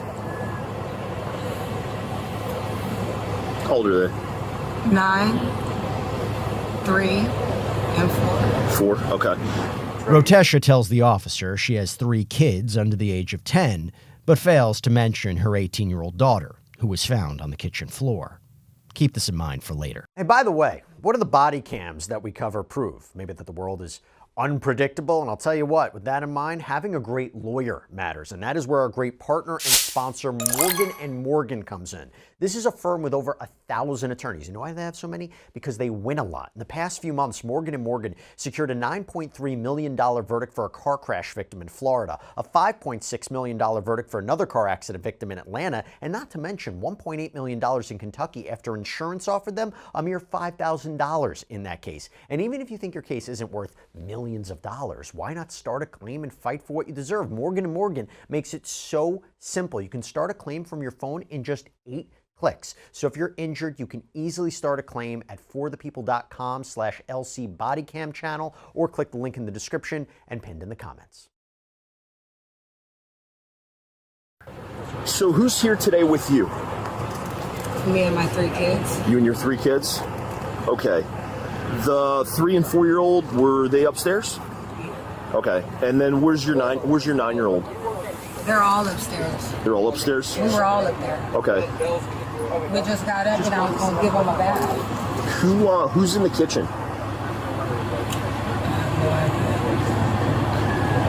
Somebody's in the kitchen a little bit older than 9, though. They're not 9 years old. I couldn't even tell you. You couldn't even tell you? I only have 3 kids. Okay. Okay. All right, hang tight. Hang tight. Hang tight. Do you want to see the fire department? Do you want them to check you out? I'm fine. I just want my kids. She's fine. I don't know what happened. Like, You want them just to take vitals of her or something? If you're talking to me, I didn't hear you. Since fire's here, you have them just set eyes on her? They can. I mean, just check the bottles? Yeah. I'm just, whatever. Okay, never mind. Thank you.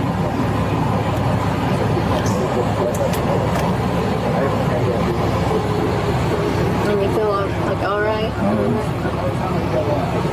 We're just gonna have fire just look at you, make sure everything's good. Say they got another one. Okay.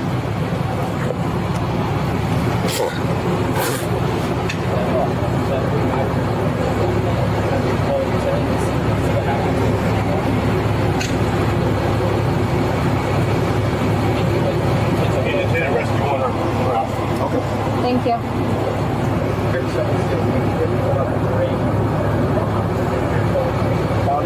is this Black Hawk Down? Like, who are these people? The police department, police and fire.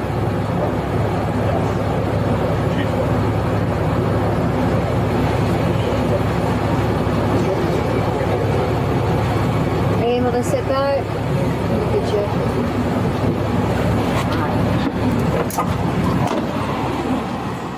Another officer questions Rotesha from the driver's seat of the patrol car, when her story quickly changes. Who went to the hospital just now, do you know?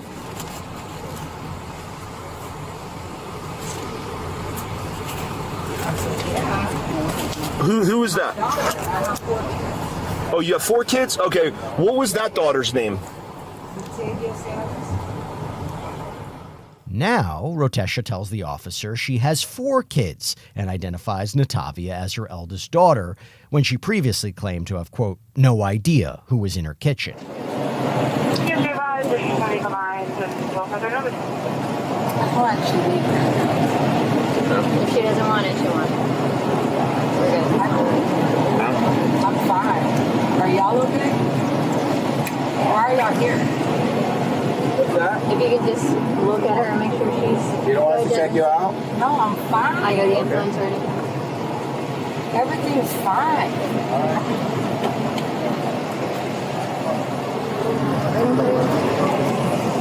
Thank you. I appreciate it.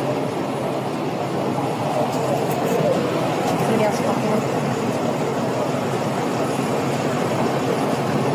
Alright, we're gonna walk over to the other car, okay? Are you able to walk? Yeah, I'm fine. Rotesha refuses medical help and is shortly taken to another patrol car while officers prepare to take her to jail. We're gonna go to this We're gonna go to this car over here. You're refusing to be seen? Okay.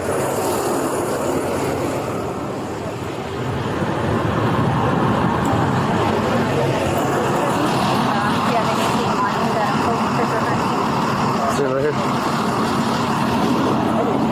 Face the car. This one? Yep. You're good.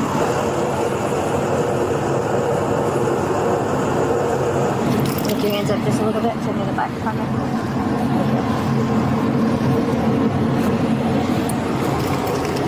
Sorry.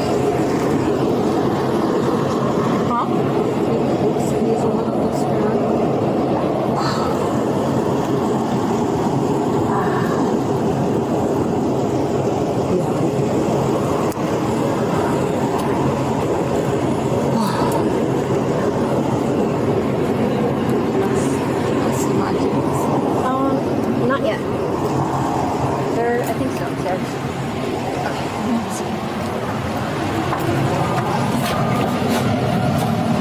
Are you good? But it's not long until she pulls another 180 and decides she does want to be seen by medics. You just told him you didn't want to see him. Hey.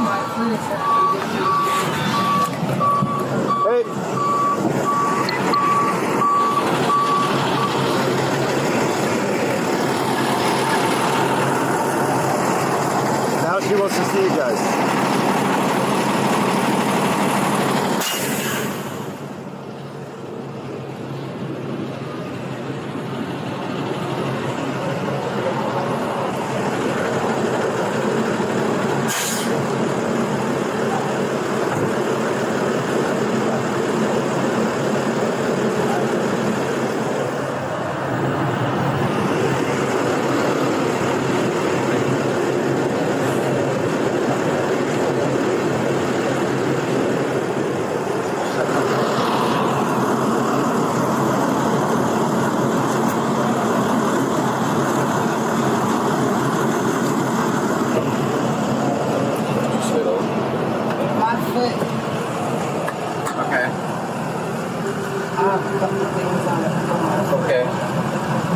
They could treat it when you get there. There's a doctor there that could treat you.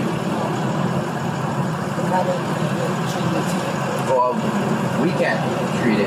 Okay, can you look at it? I know, ma'am, but I see the scrape and stuff like that. That's what I'm saying. They're gonna take an X-ray. They can do all that stuff there. I don't need an X-ray. I just need this looked at on my tooth. I mean, what do you want me to do? The only thing I can give you is a Band-Aid for that, ma'am. I'm not at a hospital. I'm just in the team. Thank you. This is it? She just wants us to look at it. Okay, they looked at it. She looked at it. Right. What do you want them to do? He just said that I could go to the ER and they'll give me an No, X-ray. you will do that at the jail. They have, the Orient Jail has a whole medical staff there. That Why? We're not going to the hospital. Especially for that. Yeah. So is there anything else you need them for, ma'am? Okay. Thanks, guys. Sorry. No worries. I told her I'll give you a Band-Aid. Yeah. Rotesha was taken to jail and booked for resisting an officer with violence and aggravated battery with great bodily harm. 2 days later, when her 18-year-old daughter died, the medical examiner's office ruled her death a homicide, and Rotesha's charge was upgraded to first-degree murder. Court records show Rotesha was originally found incompetent to stand trial, but at last check, she was, quote, returned to competency and is expected back in court this spring. All right, ma'am, step out.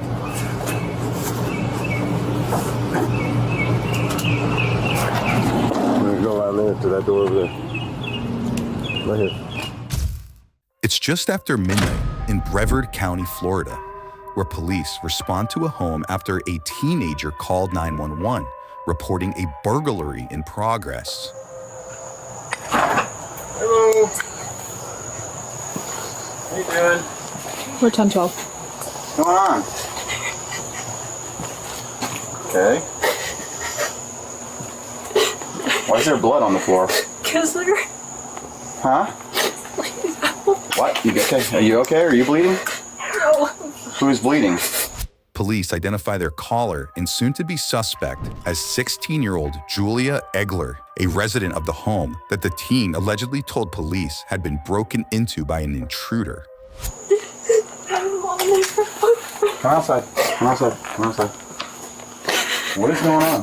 Why is that door smashed? Someone came. 252. Can we have medical respond? We have blood on the floor.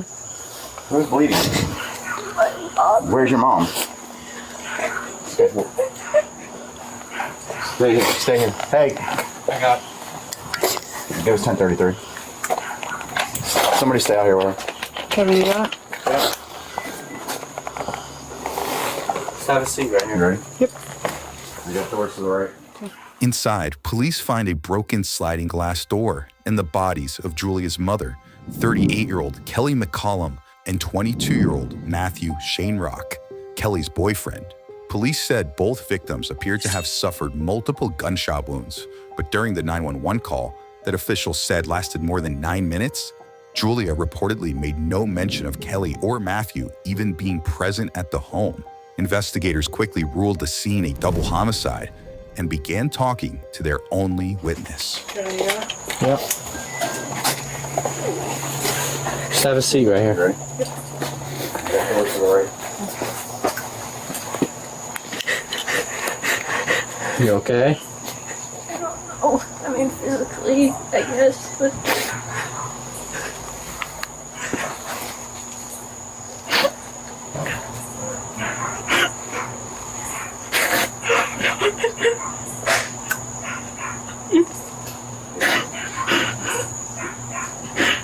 Please help me. What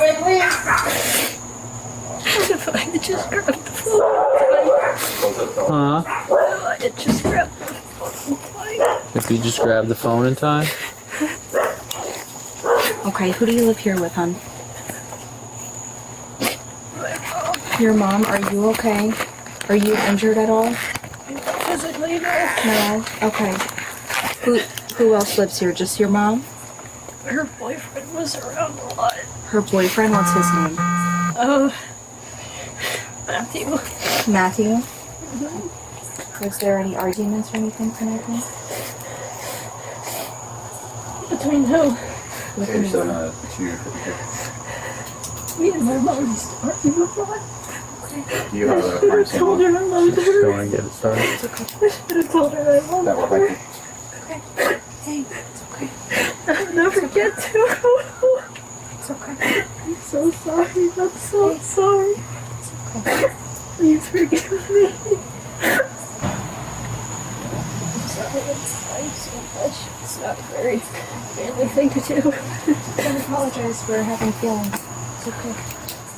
Next, a detective arrives on scene, and Julia is moved to the driveway area, where more thorough questioning begins. Were you asleep? No? Okay. That's kind of what? When it started. What started? When he came up to the window.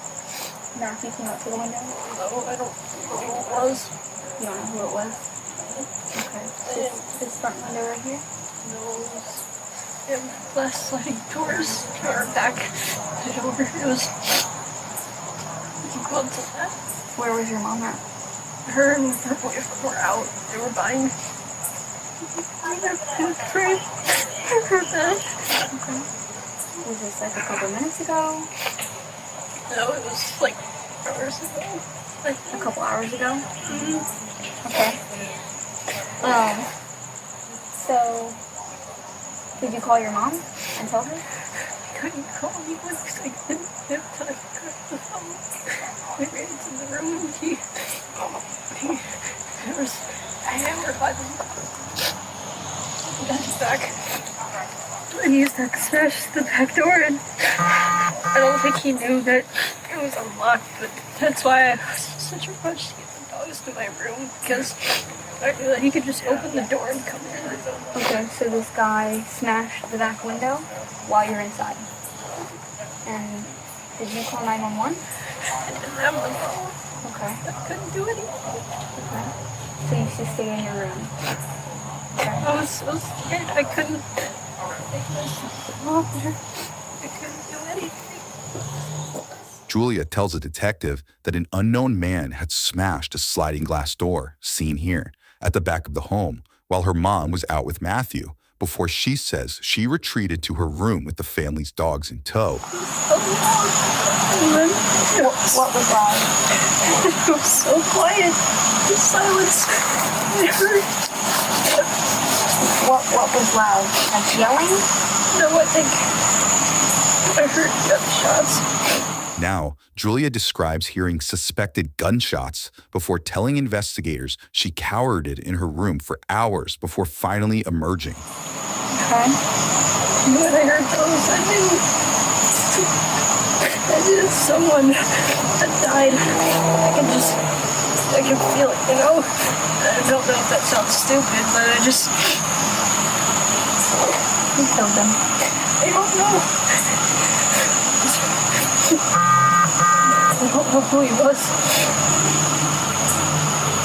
So you're saying that your mom and him weren't home when this person was breaking in to the house.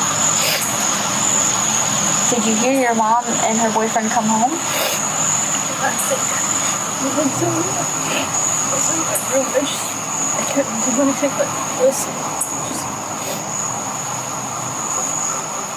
It was just so loud. I just couldn't take it anymore.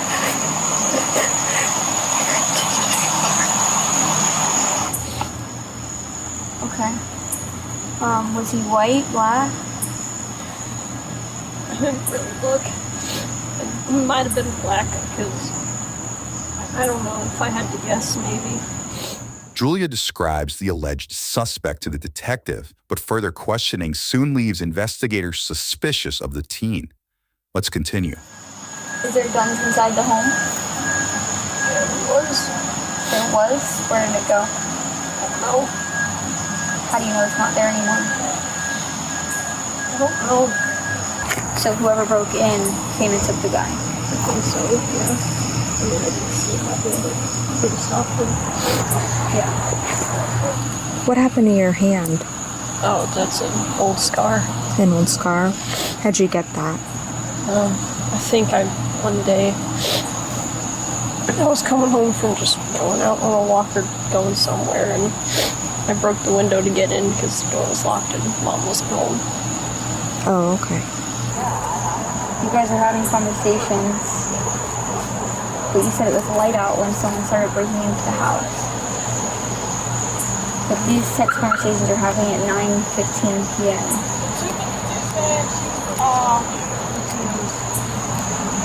Maybe it was like sunset.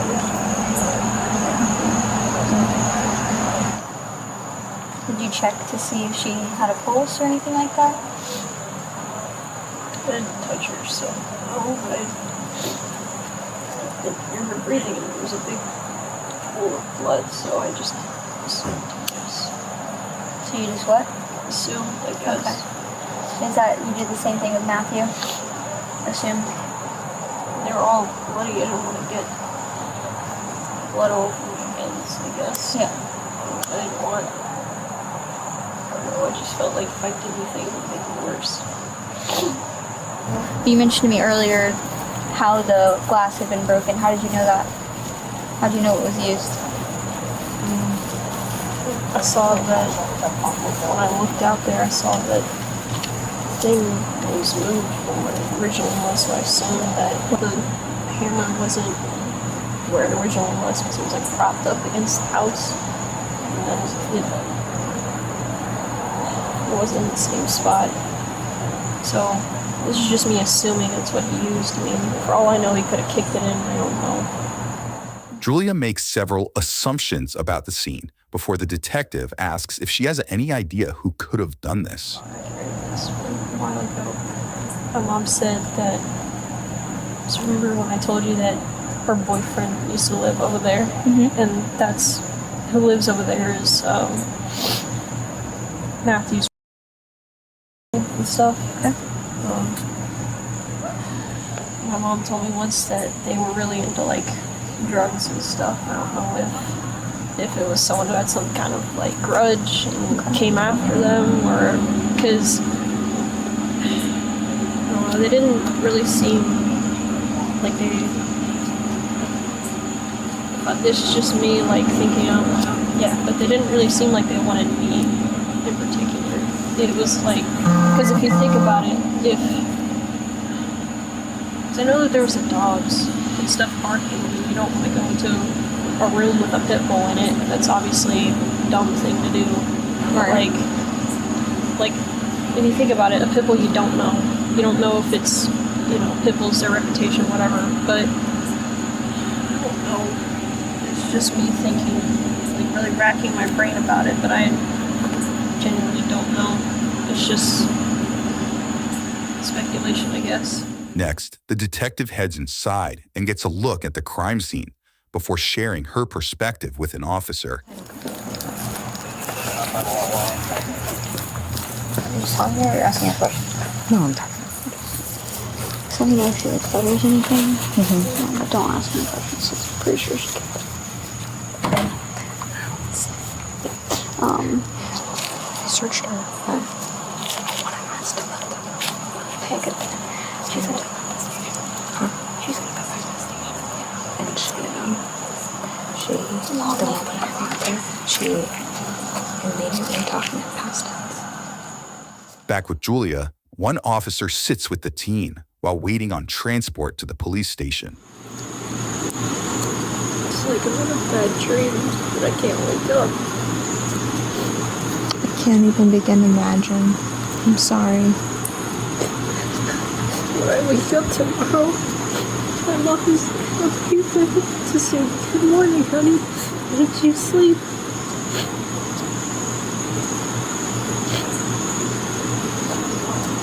I'm sorry I'm crying so much. You don't need to apologize for that. I know it's not a very guyish thing to do, but On the contrary, it is. I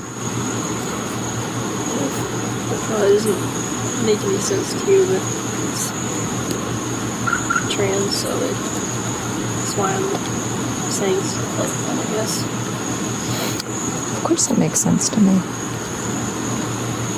What do you prefer to go by then? Well,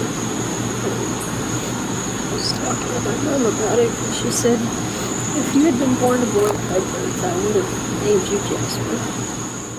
Did you catch that? Julia reveals to the officer that she's transgender and sometimes goes by the name Jasper, a name the suspect says came from her mother.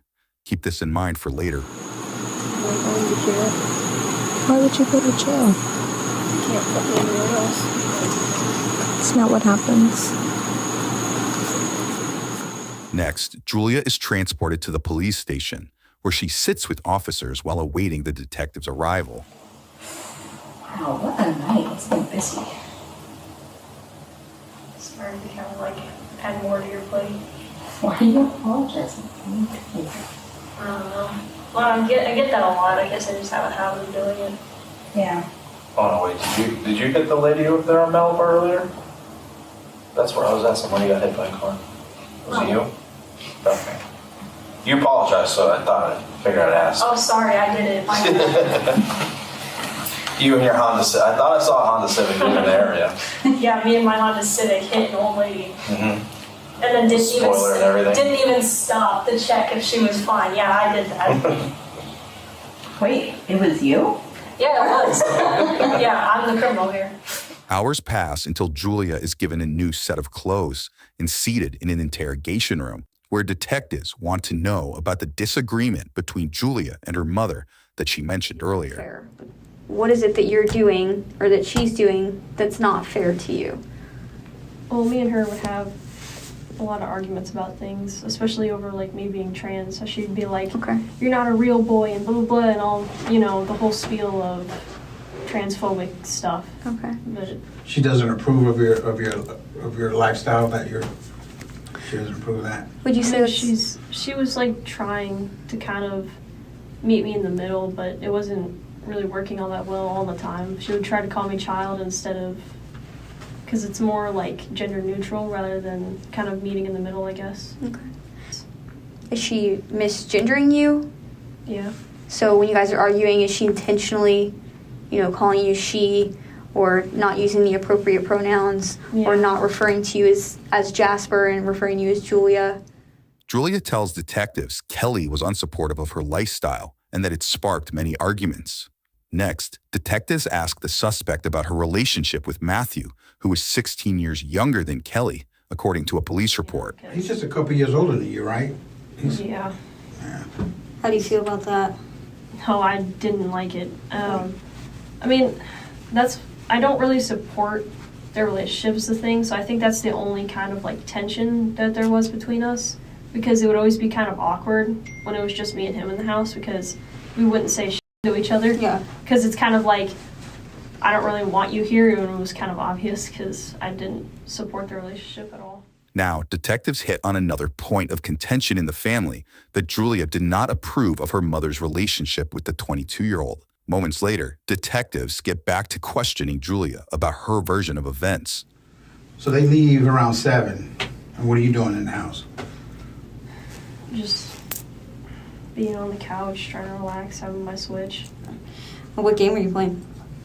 I think I had like Minecraft or Five Nights at Freddy's on it. Minecraft or what? Minecraft or like Five Nights at Freddy's on it, something like that. Say that again? Five Nights at Freddy's. What is that? Is it like a horror, like Freddy Krueger? It's like a horror game. Okay. You ever played Dead by Daylight? Mm-mm. That's what it kind of reminds me of. It's kind of the same thing. You're trying to escape a killer. Freddy Krueger's one of them. I hear him like walking around and stuff, and just kind of. So you're saying him. So do you know that, does this guy look like a male? The suspect, does he look like a male? I don't know, I'm just assuming. Okay, could you tell if he was white or black? If I had to guess, maybe black. Okay. Like, was his face covered with a mask, or was he? I think he had like some kind of hood. It was like up and kind of, but Julia reiterates her story of being locked in her room while an intruder committed a double murder. But soon enough, detectives reveal that they know more than they're letting on. I think this is tough for you. Okay. To be quite honest with you, we don't believe that this is how this happened. Okay. All right. We've looked over this crime scene, and there's things in this crime scene that's not adding up with what you're saying. Okay. Because I don't believe the story about someone coming into the house. Okay. There's evidence that shows that. We looked at your surveillance camera. Okay. We don't see nobody coming through that back door. Okay, we looked at your surveillance camera. We see your parents coming home through the front door. Okay. We see bloody footprints inside the dining room area in front of the rear sliding glass door underneath the glass. That blood should be on top of the glass. Tell us what happened. I'm gonna ask you straight up, okay? Are you the reason why did you hurt your parents today, your mom and Matthew? And if you did, was there a reason why you had to do it? Let's go with them coming home. When they walked through the door, tell me what happened.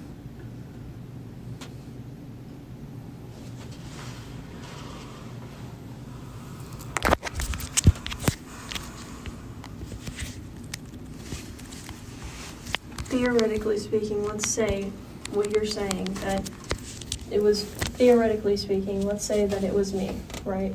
What? So Joshua, we're going to be honest with you. It's not really theoretical at this point.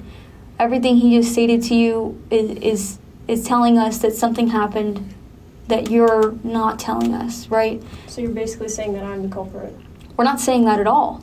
But evidence shows us on surveillance cameras, it shows them walking into the house. It shows nobody in the backyard. It shows nobody breaking into the house. The way the camera is angled. 100%. But someone would be seen either hopping the fence, coming around the fence, whatever. And you know that. You know that the camera is angled a certain way. You know that you can walk out that sliding glass door and go undetected. Yeah, and that's an interesting point you just made. So this is why we know trust me, we've seen a lot of crime scenes. I'm saying there's a blind spot between the two cameras, and the way that they're angled makes it obvious. Yeah. But someone would have to know that. Someone would have to know that there's a blind spot there. Someone that's not random, that's not randomly coming to your back door and breaking the back door unbeknownst. They're not gonna know any of that. This person would have had to have known the way the camera's set up only by viewing it from an app, right? You can't really tell. You see it from the outside of the house. Sure, but you can't see the exact scope. There's wide lenses. You don't know exactly what it's viewing, but guess who does? And guess who just pointed that out? You do. So the only thing that makes sense in this instance here is that if this random person that you're saying came up to the back sliding glass door would have had to known that there was something to break the door, they would have had to come into the house and known that there was firearms inside the house, ammunition inside the house to use to then kill your mom and Matthew. For what reason? And then not only that... At no point do they ever go to your door. And if you think he's worried about some dogs and he has a gun, he ain't worried about no dogs. Okay? So that didn't make sense right there. All right? Now, you was just about to say, what if it was you that did this? I'm saying theoretically. Okay. Theoretically what? What? You said that get it off your chest and whatever, but it's like, that's not how that works. It's... Of course, it's not going to go away that quick. It's not. But you gives us a reason, because other people are going to look at this interview, and they're going to want to know: is this a monster over here, or is this somebody who made a terrible mistake? Did either Matthew or your mom? Did any one of them try to do anything to you when they came home? Huh? No. Okay, so what happened? And why?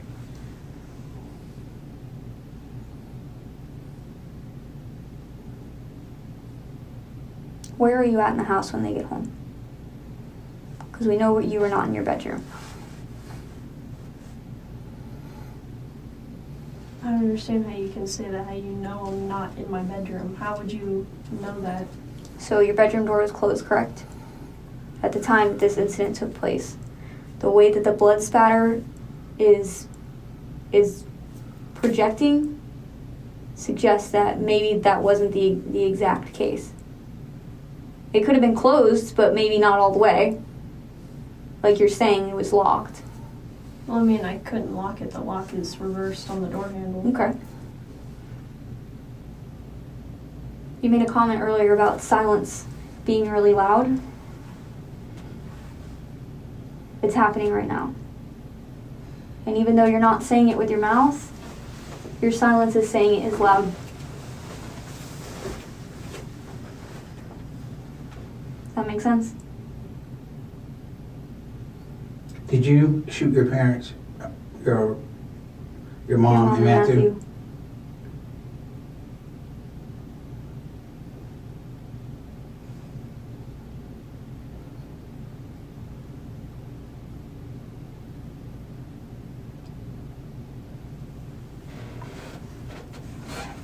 Julia. I apologize. Jasper, right. Did you shoot your mom and Matthew today? Well, you're basically saying that I did, so do you even need my answer? Well, we want you, like I said, we want you to tell us what happened. And tell us what, we're giving you this opportunity to tell us what went on, what was going on to make you do this. Officials redact the remaining audio of the interrogation, but according to a criminal complaint, Julia later decided to come clean and admitted to killing her mother and Matthew. The complaint states that Julia allegedly said "welcome home" to the pair before shooting them multiple times with Kelly's revolver. Even more disturbing, the teen also admitted to stabbing Matthew repeatedly after running out of ammunition and only reloading after she said the 22-year-old asked to be taken out of his misery. That's when she told investigators she loaded the gun again and shot Matthew in the head. Julia was booked for 2 counts of first-degree premeditated murder with a firearm. At last check, the now 17-year-old is being tried as an adult and has pleaded not guilty to the charges. She's expected back in court later this year. Subscribe now for easier access to the latest from Law&Crime Bodycam.